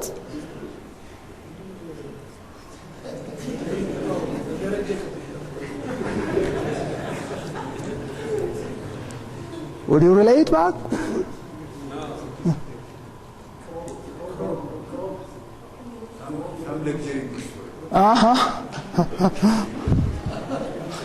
Innovative, maybe best example I can mention in Ethiopian cases. Speaker. The best example I can cite. ሳናስብ ነገሩ ሲደርስ ብቻ የምንገዛው ሰው ሲሞት የሬሳ ሳጥን አስባችሁ እንደዚህ ተብሎ ይታወቃል። Obviously ዲማንዱ እንደዛ ነው። they are unsold. ኢኖቬሽን ያለበት ናምበር ዋን ማናውቀው ሲሆን otherwise አስበን አቅደን ፍላጎቱ መጥቶ ሳይሆን when something happens arises. Yeah, good. ሻማ maybe it could be a best example. መብራት ሲጠፋ unsold ያላሰብነው. And then there is an issue of product mix. Products do have breeds, widths. How many product lines do we need to produce? Should we have one product, two product, 5? And within that product, how many lines? Versions, and therefore the issue of product widths, lengths, and their dates. Sometimes you may say, I need to produce only one line, maybe TV only. And from TV, within that line could be there. Sometimes when the money comes, you don't know what you are going to buy. You simply go to market and buy what you would like. That is impulse, but it is not unsold good. Yeah. The good is not unsold.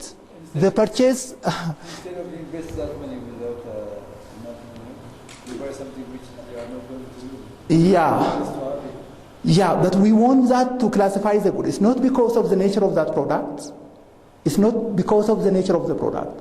It's because of our behavior. There is what we call purchasing behavior, buyer's behavior, consumer's behavior. Sometimes you go to shop without having a plan or an objective of buying. You find an item and then you find yourself buying. We call it purchase planning. Purchase buying. Impulse buying, excuse me please. Impulse buying. Impulse. It's not planned, you are buying, but it's not because of the characteristic of that product. It's because of your own behavior. When we say unsold good, however, it is because of the nature of that product. It's because of the characteristic of that product.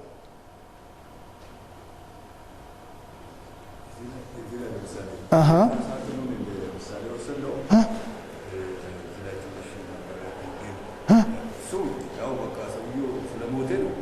Uh-huh. Uh-huh.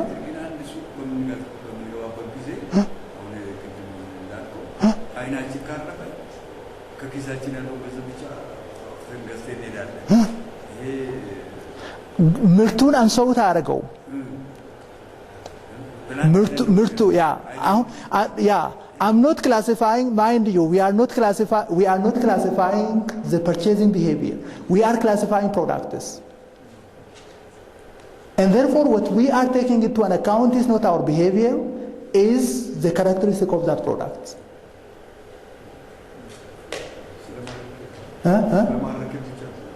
ስለማረከን ብቻ ነው። ግን ያንን ምርት ሌላ አቅዶ የሚገዛ ሰው አለ። ያ ለአንድ ሰው ፐርቼዝ ሾፒንግ አይነት ፕሮዳክት ሊሆን ይችላል። ለአንደኛው ስፔሻሊቲ ጉድ ሊሆን ይችላል። ለአንደኛው ኮንቪኒየንስ ጉድ ሊሆን ይችላል። ስለዚህ የራሳችንን ቢሄቪየር አይተን ይህንን ስገዛ ሳላስብ ሳላቅር ስለገዛው አንሶት ጉድ ነው አንለው። ላይፍ ኢንሹራንስ ብዙ ሰዎች ብዙ ክላሲፊኬሽኖች የሚያስቀምጡት እንደ አንሶት ጉድ ነው። ፈልገ ነው ስለሚያስፈልገን ሳይሆን የሆነ ነገር ስለምንፈራ ነው የምንገዛው። We are afraid of something. The consequence of the days of a person on our family makes us to buy it. Okay, so can you say candle as an unsold goods because we are using candles for different purposes? Plan to buy. Yeah, the birthday ከሆነ maybe you may even say of this type. ለሆኑ ስፔሻል ኢቨንቶች ከሆነ you may, you know, yes, yeah, special events we need candles. Definitely. Then it may not be unsold. It may not be unsold. ግን እኛ እየወሰድን ያለነው እንደ ምሳሌ የተነሳው ሻማ ገዛለሁ ብለን አቅደን ሳይሆን መብራት ስለጠፋ የምንገዛው ሻማ ነው። ስለሚጠፋ ብለን የምንገዛ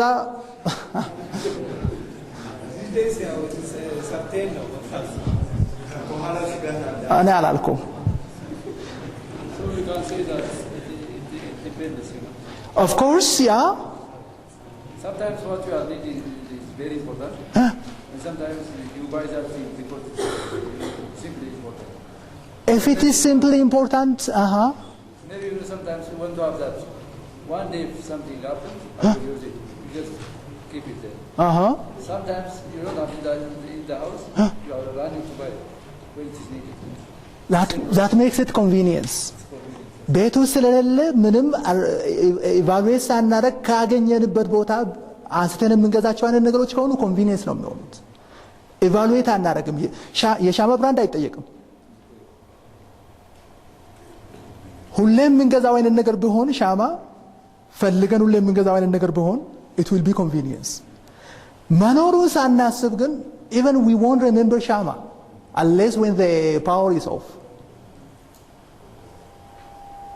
በእንደዚህ አይነት ላይፍ ውስጥ ሆነን ስናስብ ሻማ will be unsold good አናስበውም፣ አንፈልገውም። ስለጠፋ ተገደን ነው የምንገዛው። ወደ ገጠር ሄደን ደግሞ ኮንቪኒየንስ ሻማን ሄደው ብራንዱን ሳያመዛዝኑ መብራት ኖርማሊ በሌለበት ለሚገዙ ሰዎች it will be a convenient good።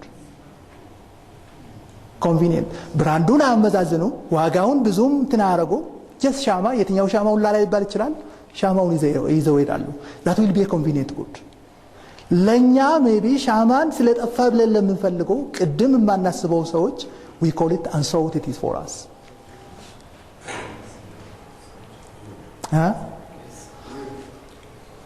Then product mix, we've seen about the lengths of products, the widths and the depths. That's about product assortment. How many product lines you do have? ቅድም እያነሳው የነበረው TV ነው። TV, and then you may have a TV only being produced, which is one product line. Within TV, however, 32 inch, 40 inch maybe, 14 inch, 21, 22. Variation within that. That is the issue of maybe product widths, lengths, and depths. What do we innovate? When we produce new products, when we develop a new product, what do we innovate? These are some aspects, some elements we innovate. It could be a new location, it could be new flavor in that product, it could be new price, the price is being changed, it could be the size, the dimension of that product, and of course we may have a number of elements to be changed. Then after we produce the product must be branded. That is the name we give to that product. A mark, a symbol, a name used to identify our offering, our product from all the others. That is what we call a brand. Therefore, brand can be a mark, it can be a symbol, it can be a name, something that identifies. For example, Sony is a brand name for Sony televisions, Sony cameras, no? A number of Sony products. And then we do have branding with existing name, under which case perhaps if you are already, Sony, if I again take that same example, if it was producing only Sony television, if it starts producing a new product which is Sony camera, I'm referring to that all time, back then, when it started it, if it has said it's Sony, it's branding with an already existing product. Branding with an already existing name. And of course we do have with existing product category, already number of categories there, you brand it with that. And sometimes you may have a new brand names also. And brand names do have what we call characteristics. Good brand names, they need to have these characteristics. They suggest quality and benefits. They are distinctive. You must be able to distinguish it from all the others. And of course, they need to look nice and comprehensible. And you need to be, it need to be simple to understand, simple to comprehend, and of course, simple to remember. That is what we call characteristic of brand names. Brand names, therefore, must be easy. They must be simple. And of course, after you produce, there are some elements remaining from here. We do have the issues of packaging, wrapping the products. There is the issue of labeling again with products, writing or providing all information necessary on that product. It must be provided, the content, manufacturing date, expiry dates, the content of that product, how to use. Usually laws require that. In that concept is what we call labeling. And of course, they are not covered on this slide, and perhaps you can find it from the module and refer to that. Labeling plus packaging. And the other element we do have is pricing, which is about setting how much price to charge for a given product. And I've already mentioned two alternatives, skimming and penetration. The case where you deliberately set higher prices for skimming, and when you undercut it, charging lower prices for penetration. And pricing from customers can be seen from this, from customers' point of view.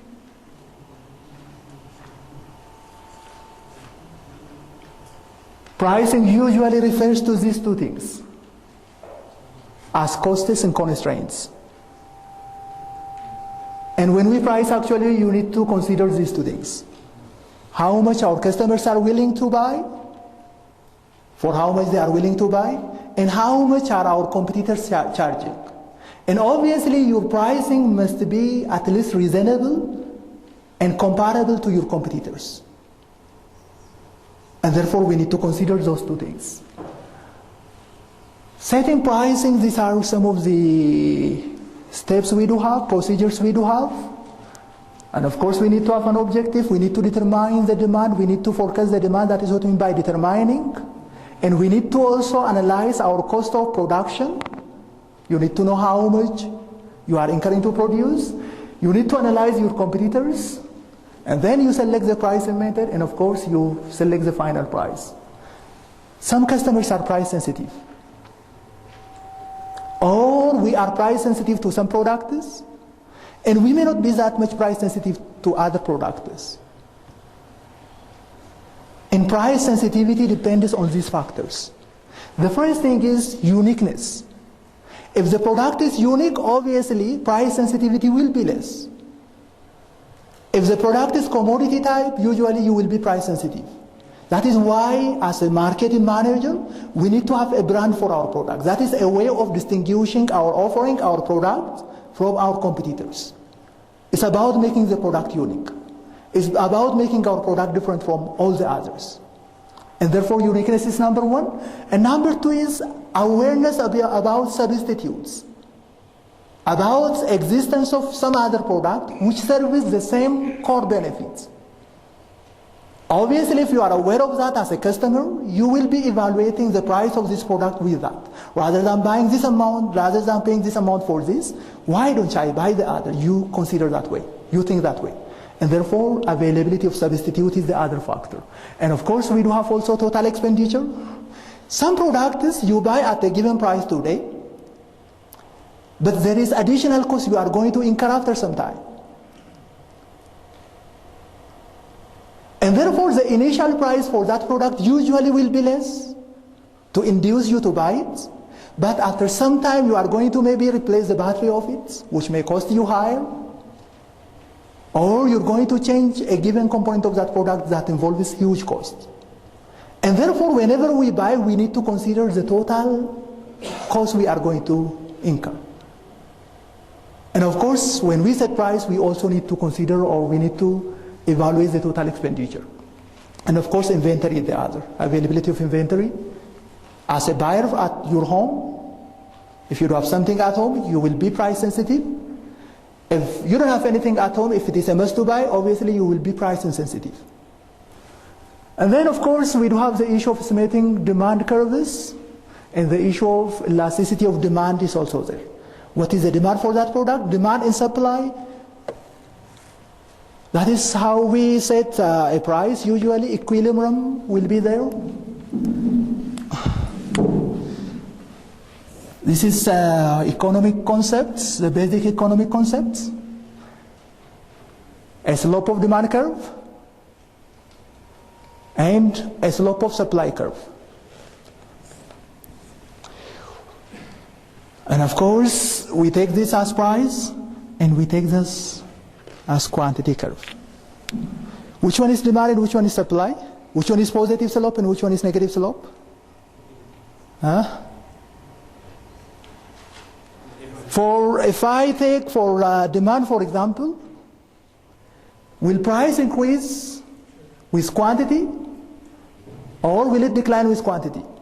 Price increases, demand decreases. As demand decreases? Price demand, quantity decreases. Price as the quantity increases? Price decreases. Yeah. And for supply? The reverse is true. And then we set usually price somewhere here. Yeah, at equilibrium. And therefore, that is why we need to why we need to forecast our demand. When demand is 10, what will be the price? When demand is, we need to forecast it. And then we also need to see elasticity of demand. How much responsive is demand to price? Elasticity of demand is responsiveness of demand to price. If price changes by 10%, how much will quantity demand change? We also need to assess that thing. And of course, it may not be only to price. Demand may change to a number of factors, and we may need to assess all of them. Estimating demand, statistical analysis could be there now, relationship between the price, the quantity sold, and other factors. That is what I was referring to. There could be other factors. There could be other factors that affect demand, apart from price. We need to see them. And of course, we need to conduct price experimentation, that is to say, evaluating it in lab.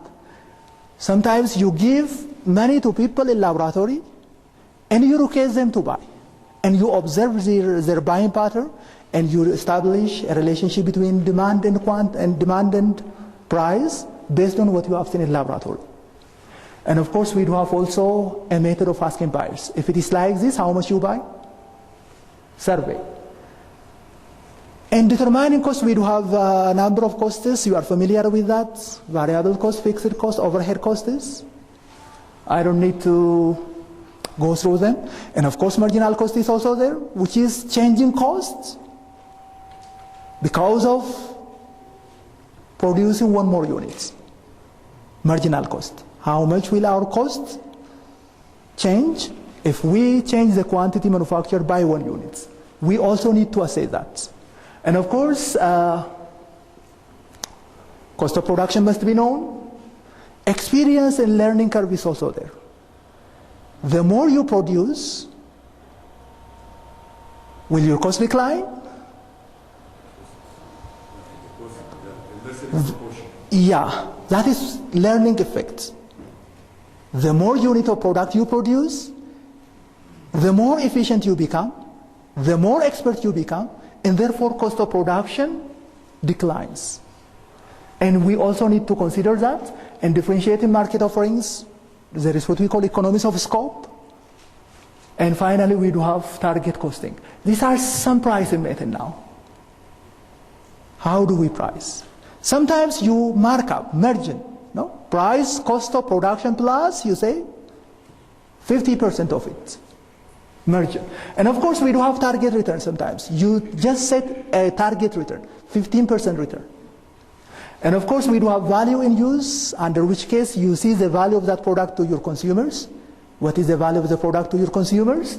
And we do have value every day, which is to say low cost for consumers, and going rates, you see the markets, and you charge that price.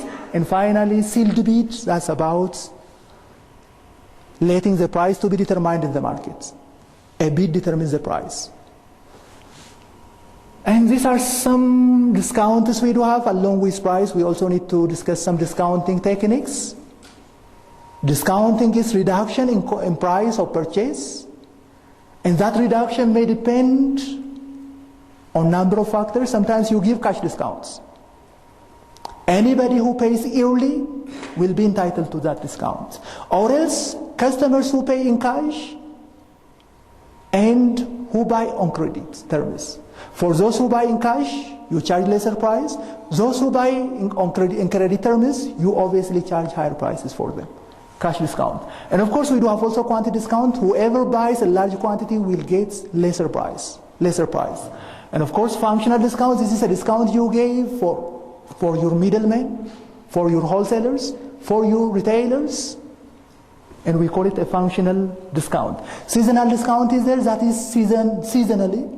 Sometimes you reduce price during winter. Sometimes you reduce price during summer. That is to create demand during that time. For example, consider umbrella. In Ethiopian context, umbrellas are needed in summer. In winter, the demand for umbrella is very, very small. And therefore, if you want to have higher purchase rates during winter time, you may give a seasonal discount. Less price in winter, higher price in summer, to create demand during winter times. And of course, we do have also allowances. Trade-in allowance or promotional allowances. Trade-in allowances, what happens in trade-in allowances, consumers will bring a product to your office, an older version of that product. They buy a new product. For the exchange, you give them some discounts. An old Sony TV being exchanged by a new Sony TV. However, since you are taking the old TV, you are going to give them some discounts. We call it a trade-in. You take to the shop some old products, and for that you get a discount is the underlying issue. And of course, we do have promotional allowance, and this is given for middlemen when they promote the product for you. You are a manufacturer, you want the product to be sold, and your middlemen are taking care of the advertisement, the promotion in different ways, and therefore for that you give an allowances at the meaning. We have some more examples of promotional pricing. Loss leader pricing is there. Under this, what you do is you make one product to be the loss leader, and you just price that product below the cost, and people come in to buy that product. On their way, they will be tempted to buy the other is the case. And therefore, whatever you are losing from the sale of that loss leader, you will be recovering from the other sales is the underlying issue. And of course, we do have special event pricing. This is The case where you give discounts or allowances during some special events, Christmas maybe, Easter, and different events. And of course we do have cash rebates. You reduce for cash payments. Of course customers will be required to pay the listed price, but what they are actually going to pay is less than that. You may say 100, and what you collect could be 95 or something like that. Cash rebates.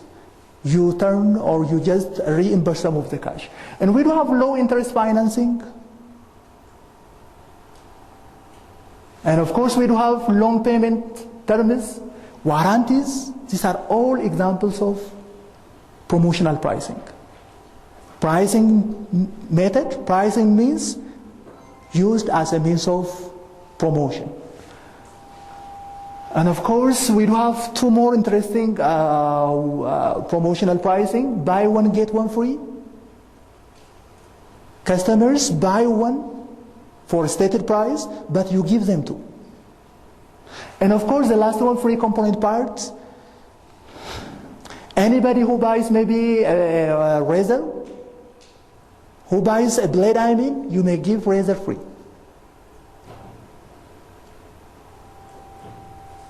And these are some of the techniques we do have. Initiating price cuts and traps to avoid. Sometimes competitors, what they do is, you try to cut a price, and your competitor will do the same, and you will be in a trap. Cyclically, everybody reduces price. And I remember that concept when I was undergraduate student. Photocopy bits. K20, somebody reduced it to, no, it was I think from 25. አንዱ 20 ሲያስገባ ሁሉም ያደረጉ ከዛ አንዱ ወደ 15, you know, that type of trap. Huh? That type of trap is there. And as a competitor, you need to take care of that. Obviously, when you reduce a price, if others follow you, and if you are not financially strong enough, you will be running out of pocket at a given time.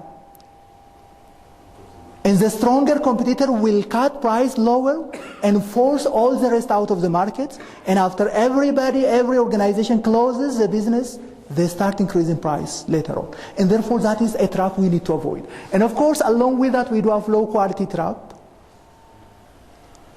Reducing price may be good sometimes, but you should not give up quality concern. And of course, shallow pockets, I've already explained that concept. Fragile market share is also there. Market loyalty concern is there. And therefore, if you want to avoid price cutting, sometimes you will be forced to do that because your cost of production sometimes is, let's say, equal to the price you are charging. And therefore, you are not making profits, which tempts you to reduce price. And therefore, some of the means, the ways to avoid it are these things. Number one, try to shrink the product. Is that ethical? Marketers do that. It could be a 1 kg. It's not reasonable to sell because that is your cost of production, and therefore try to reduce the content is what it means, shrink the product. And of course you may also use less expensive ingredients. That is to say, reduce your cost of production. You may remove some of the features already there. Some of the unnecessary features can be removed. And of course we do have these techniques as a means of avoiding price cutting. Why do we do that? Because price cutting is tempting. When you reduce a price, your competitor does that, and that will be a very challenging thing. These are some of the factors that affect price sensitivity. We've already seen them, and therefore I won't repeat that. And then pricing strategy, skimming, we've already said skimming. Penetration, we've already seen. Neutral, reasonable price, and of course segmented based on these things. Have you ever paid different price based on the location for where you buy? Definitely, location segmentation. Higher price if you buy from here. Excuse me. Lower price if you buy from elsewhere, from some other location. It happens. In time of purchase, obviously, it's logical and rational to charge higher prices during night times, maybe. if the item is needed. Or else sometimes, maybe on Sundays, public holidays, you can charge higher prices. It's not irrational. You are charging for the convenience you are creating for that customer. You are making the customer to get the product anytime, 24 hours, and therefore for the additional cost you are paying, or for the additional cost you are incurring by doing the business during night times and public holidays, you may charge additional price. And therefore anybody who buys on Sundays, public holidays, you charge higher price. And of course product bundling, quantity purchase is also there. Anybody, whoever buys a large quantity pays less. Single item purchase, you charge higher prices. And of course product bundling, you put products together. Two products priced together. And of course you may be losing from one of that product, but you will be gaining from the price you charge on the other. And of course there is also what we call tie-ins. Tie-ins. Tie-ins is a kind of agreement between buyer and seller under which you say, I am going to sell you this product for X amount of price, provided that you also buy me this. And I'm tying, this one is tying this. Perhaps this one is not demanded. This one is demanded. People want to have this. And therefore, in order to buy this, they also buy this one. That is the underlying assumption. A tied product and a tying product, we call it. This will be a tying, this will be a tied. And therefore that pricing strategy is also there. And then we come to retailing. Retailing actually is an element of distribution also. Retailers, it's not about, it could also be considered as an intermediary, marketing intermediary. People who buy the product either from manufacturers or wholesalers and sell it to final consumers. Retailing is selling to final consumers. And of course the issue of logistic, transporting the product, the goods, from the people, from the person, perhaps where the need is not that much to somewhere where they are needed. Logistics. And the goals of distribution system comes, and then you need to set a goal. And actually customer service, customer satisfaction is the prime goal. And as a manufacturer, you need to focus on the profit, not only on sales. Sometimes you will be tempted. The mere fact that demand is coming does not mean your profit is going to increase. And therefore your focus must be on increasing profits. It must not be only sales, is what the second bullet says. And of course you now need to decide on this. Should we have high distribution costs and of course high consumer service levels? Or should we have lower distribution cost and of course lower customer service? And when we say low customer service, we are also meaning low customer satisfaction because of the low customer service. And this is a trade-off now. There is a cost you incur because of the middleman. The higher the cost, the higher the service, the higher the customer satisfaction. The lower the costs, the lower the service they are going to provide, therefore the lower will be the customer satisfaction, and therefore you need to balance and strike the balance. These are some of the distinctions we do have under retailing. Target market, who are our target markets? Product assortments, that's about the issue of product line, product depths, and product breadths. Sometimes manufacturers say, you cannot handle somebody else's product apart from mine. That is the concept of exclusive intermediaries. Exclusive. You exclusively sell my products. Sony may say, you are only my agent. You cannot sell Samsung's, you cannot sell Philips' products or any other. Exclusively, you're going to handle only my products. That's the issue we do have in product assortment. What are the varieties of products you demand your middleman to have? And of course, services offered, what amount or what type of service? And of course, we do have the issue of store atmosphere, the look, the ambience, the lighting system. Sometimes you may need to specify what type of music to be played, what must be the interior decor. All these things you may need to specify. And of course, promotion decision, who is going to promote? As a manufacturer, are you responsible for promotion? Or are your middlemen going to promote it by themselves? Promotional decision. And of course we do have also location decision, where they should locate, you know. And of course price decision, you need to decide on that. These are some retail trends we do have. You may need to go through them.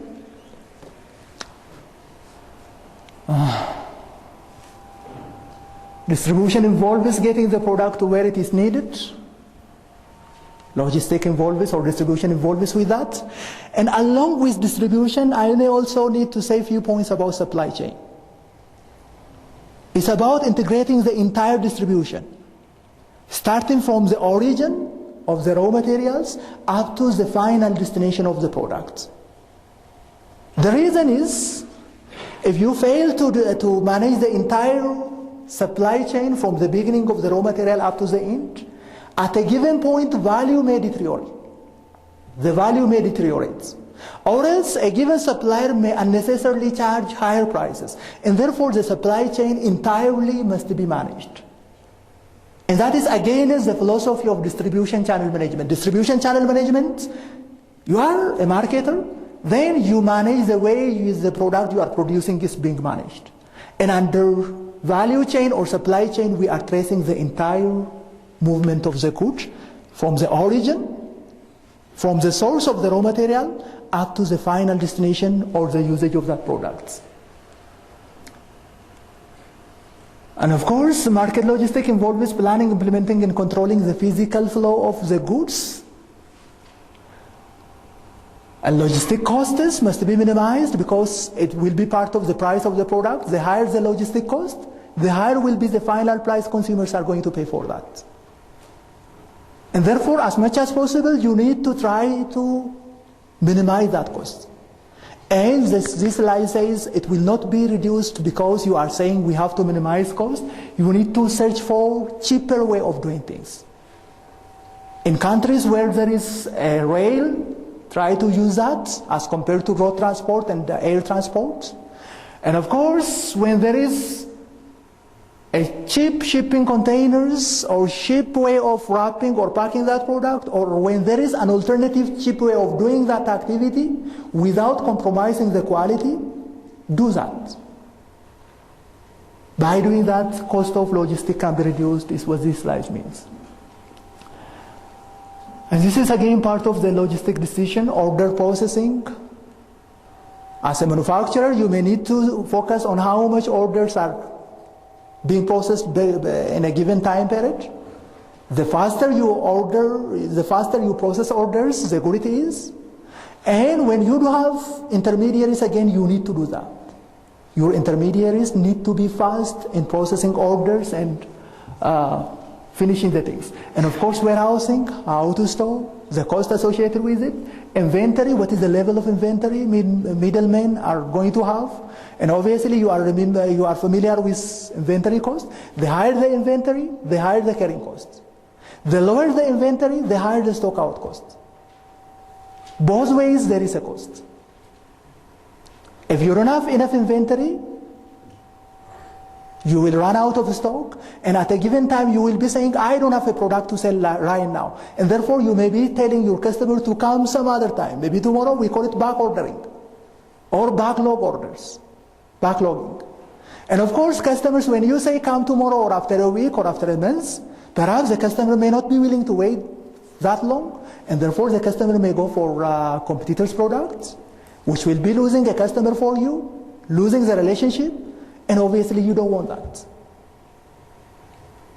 And therefore the amount of inventory by itself is one issue to decide and to consider when you select a middleman. And of course transportation is an issue. And then comes the issue of market communication. We usually call it a promotion. After you have produced the product, made it available, distribute by making available, and set a price, you need to make your consumers aware of the availability of that product. Creating awareness. Or else you need to convince the people to buy it. Or at least you need to create an interest. There is what we call an AIDA of communication. AIDA. The first A stands for creating an awareness, your communication. Whenever you communicate about your product, it must make your customers aware that that product is available. An informative type of communication. And of course, it needs to create an interest in your customers, creation of an interest. And of course, it needs to create a desire to buy it. And finally, it needs to have the power, the capacity to induce your customers to take an action. And therefore, the last A is an action. And your marketing communication needs to have these characteristics. Informing, creating an awareness, building a desire in them to buy, and making them to buy or inducing them to action. In the process of doing that is what we call a marketing communication. And of course, in marketing communication, we do have, there are so many techniques: advertisement, personal selling, promotion, direct selling. We do have a number of them here. The difference is when we say advertisement, it's a paid form of communication by a given sponsor, and therefore there is a sponsoring organization that sponsors the advertisement. It is being paid for. That is what identifies, or that is a peculiar characteristic of an advertisement. And of course it is non-personal. Non-personal.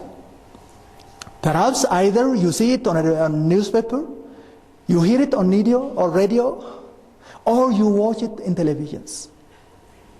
That is all non-personal. Or sometimes billboards, electronic boards, they are all non-personal. There is no person telling you about those things. And of course we do have also what we call sales promotions. They are short-term incentives to encourage buying. And of course we do have also public relations. That's about building, creating an image of a given organization. Personal selling, that is when somebody presents the product, explains the product, tells you the benefits, shows you how to operate it, and tries to convince you to buy it. And of course we do have also a direct marketing, and under that we do have a direct face-to-face communication. And these are what we call elements of communication. I'm quite sure you might have taken this in some course. In communication we do have a sender, somebody who has got an idea, a message to communicate. And that message must be converted into some meaningful way of communicating. It could be to word, or sometimes it could be converted to a symbol, a picture. We call that encoding. Representing the idea, the message, in some transferable form. And then we do have the message, which is being communicated, and of course the media through which you communicate. And we do have the noise. The noise, these are, factors within the environment that intervenes with the communication process. They are obstacles. They are challenges. And they try to get in between the marketers, the communicators, and the person to whom the message is being communicated. And perhaps at your home, while you are watching a given TV commercial, a baby cries, your baby. The marketers, they are communicating. They have encoded the message, they have put it in sort of symbol. The media is there, the television, and the noise is interfering. The crying of a child or any disturbance, a phone may ring. We call that noise. And of course, at the other side of the equation, we do have the receiver. A person who is listening, reading, or accepting or receiving that communication. And this is usually in marketing terms, this is the customer. And the customer decodes the message. The customer decodes the message. Decoding the message is giving meaning to the message you are hearing. Interpreting it. We do have therefore receiver and decoding, and finally usually a response goes. Response could be a feedback. It could be a feedback, or sometimes it can be an action. You hear a promotion, an advertisement, and you buy that product. You are giving a response in terms of action. Therefore, both feedback, comment, or an action can be a feedback. The way we design a message, we do have a number of elements. Message content, what should be the content? Should it be rationally appealing, emotionally appealing, morally appealing? We do have options. Sometimes you use logic to convince people. Sometimes you may not use a logic, but you use emotionally appealing language, appealing to the emotion, to the feeling of people. And of course, sometimes you try to use ethical or moral appeals to convince people. Message structure is also there. Do we need argumentative or a type of message that draws a conclusion? Message formats, if it is a printed layout, if it is a printed advertisement or promotion, the layouts, how it is arranged, the language, these are all examples of format. And of course, sources. Who should say it? A promotion? Who should say it? Should it be an artist, celebrity, a technical expert? It does have its own contribution and meaning. And then comes the issue of push and pull I was raising toward the beginning of the module. In push, what we do is we try to use excessive promotion, excessive communication, excessive advertisement, excessive personal communication, public relation, in order to make people ask for that product. They push it. We push it, we push it. And therefore we communicate. We push the product. Under pull strategy, usually it is the consumers who pull the products. Under this one, we push the product through the channel. Pushing ourselves through the channel. Under push, however, we use the customers to ask for it. And these are some advantages and disadvantages of the different channels of communication, starting from broadcasting, direct mail, newspaper, magazines, outdoor. Advantages and disadvantages, and you can read them. How should we execute the communication? And we do have a number of options. Number one is testimonial. Somebody gives a testimony of a product. I've used it. It's like that. Maybe you hear people saying that, or you read people doing that.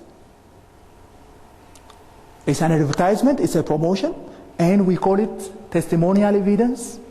And sometimes scientific evidence can also be there. A given expert, a given guru in that field will be saying points about that product.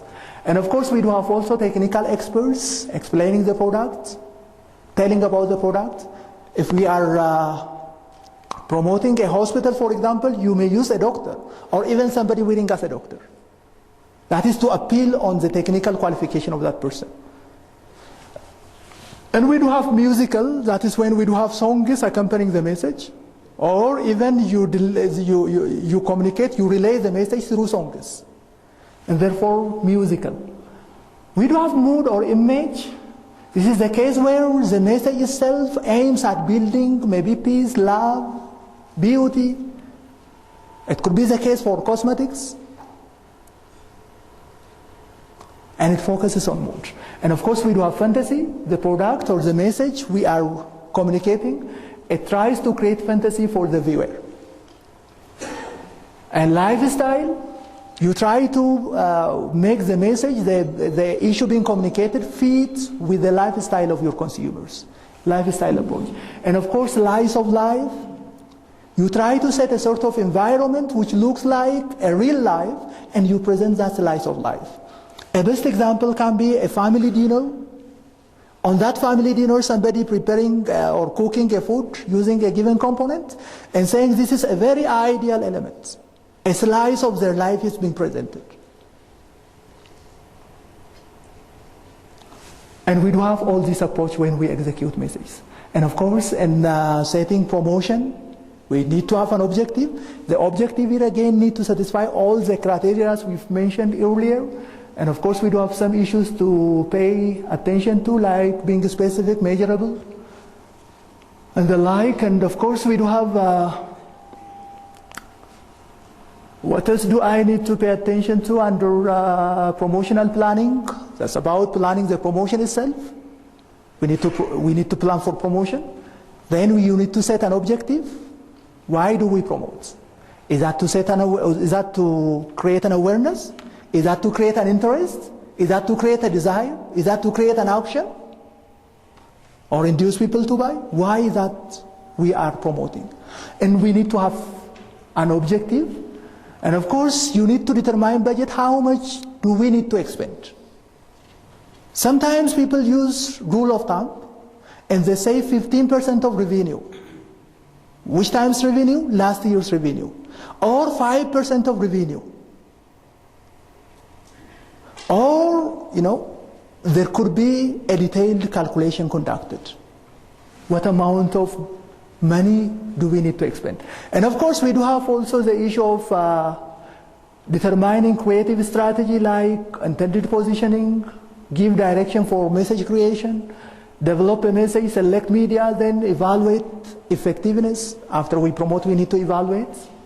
That's what we mean. Budgeting, we do have these techniques. Rule of thumb, percentage of sales. Or you react to competitors.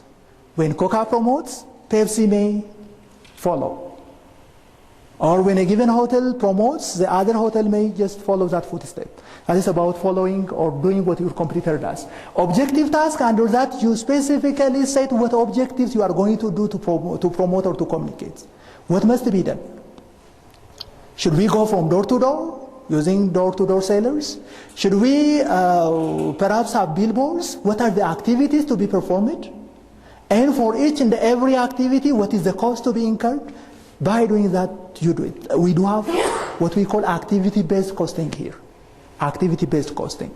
What activities have to be done to promote and what costs they involve. Direct mail, usually that is collecting mail address of your customers. Sometimes from the authorities. If it is email, sometimes it's possible to buy. And then you just mail about that product to your customers. And therefore a directory is very important. E-marketing concept is also there. Electronic marketing. And the marketing we also call mobile marketing. And actually we need to have a reliable database. And the product, availability of product, features of that product will be put on the database. And that will be linked to the internet. And customers will order the product from wherever they are and anytime.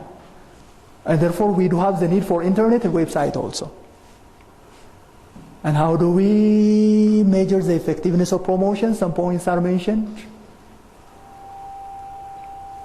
These are some issues we need to consider. Trade shows, bazaars, it can also be considered as a way of communication because you will see potential buyers, other competitors, and of course suppliers there on the bazaar. And these are some of the benefits we get from trade shows. Sales message delivered to target customers, new products introduced to the market, customer gets hand-on trials or hand-ons on the products. They experience the product, they see it, they test it. And of course we do have free publicity for the firm. And these are some ways to evaluate effectiveness of trade shows or bazaars. Public relation is about building the image of the company because the image of your product to some extent depends on the image of your company. The good the image of the company, perhaps the probability that the image customers will have to that product will be also high. And therefore these are some ways of having public relation, website, news report you may give. You may give a speech, special events, audio visuals, number of techniques could be used. And the other issue is about managing your own sales force. Your own sales force are not only meant to sell that product. Obviously that is what we think. They are meant to sell the product, plus they are meant to communicate about that product to the customers, to convince the customers. And therefore they must be managed, and we usually also consider them as a means or a way of communicating with customers.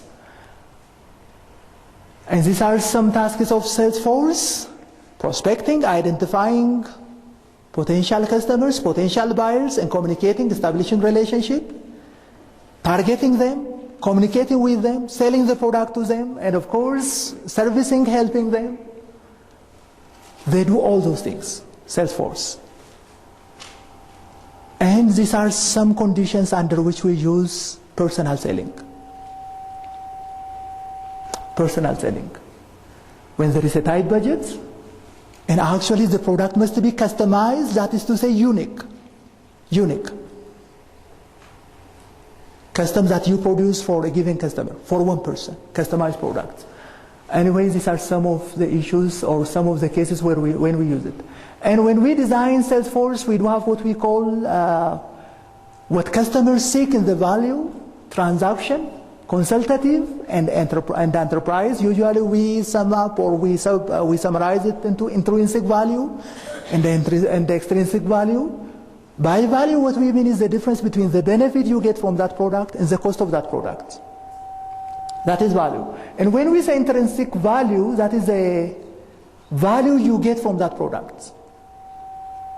And extrinsic is some additional, outside. The very meaning of these two terms, intrinsic and extrinsic. Intrinsic is to say internal to that. Extrinsic, yeah. And therefore, intrinsic value is value in that product. Customers want just that product. They can operate it themselves. They can install it themselves. Under extrinsic, however, we do have some additional. For example, you need to explain how the product is to be used, an extra value. Not only the product, you also need to explain how it is to be used, how it is to be installed, these things. This is again about intrinsic and extrinsic value. Salesforce can be subdivided like this: technician, order takers, deliverers, missionaries. And when we organize Salesforce, these are the needed information. We need all these informations. What is the goal and objective? What type of sales calls they are going to make, for how long? What is the number? And how many salespeople do we want? And of course, in organizing Salesforce, we do have the issue of sales management function, which is about recruiting and selecting Salesforce, and of course, supervising the Salesforce, following up, motivating, directing, leading them. And possible Salesforce structure could be territorial, where you subdivide the entire region either based on the territory or based on product or based on any other factor, and you assign a given territory to one person. Or else you can use combination of them. Complex, we call it.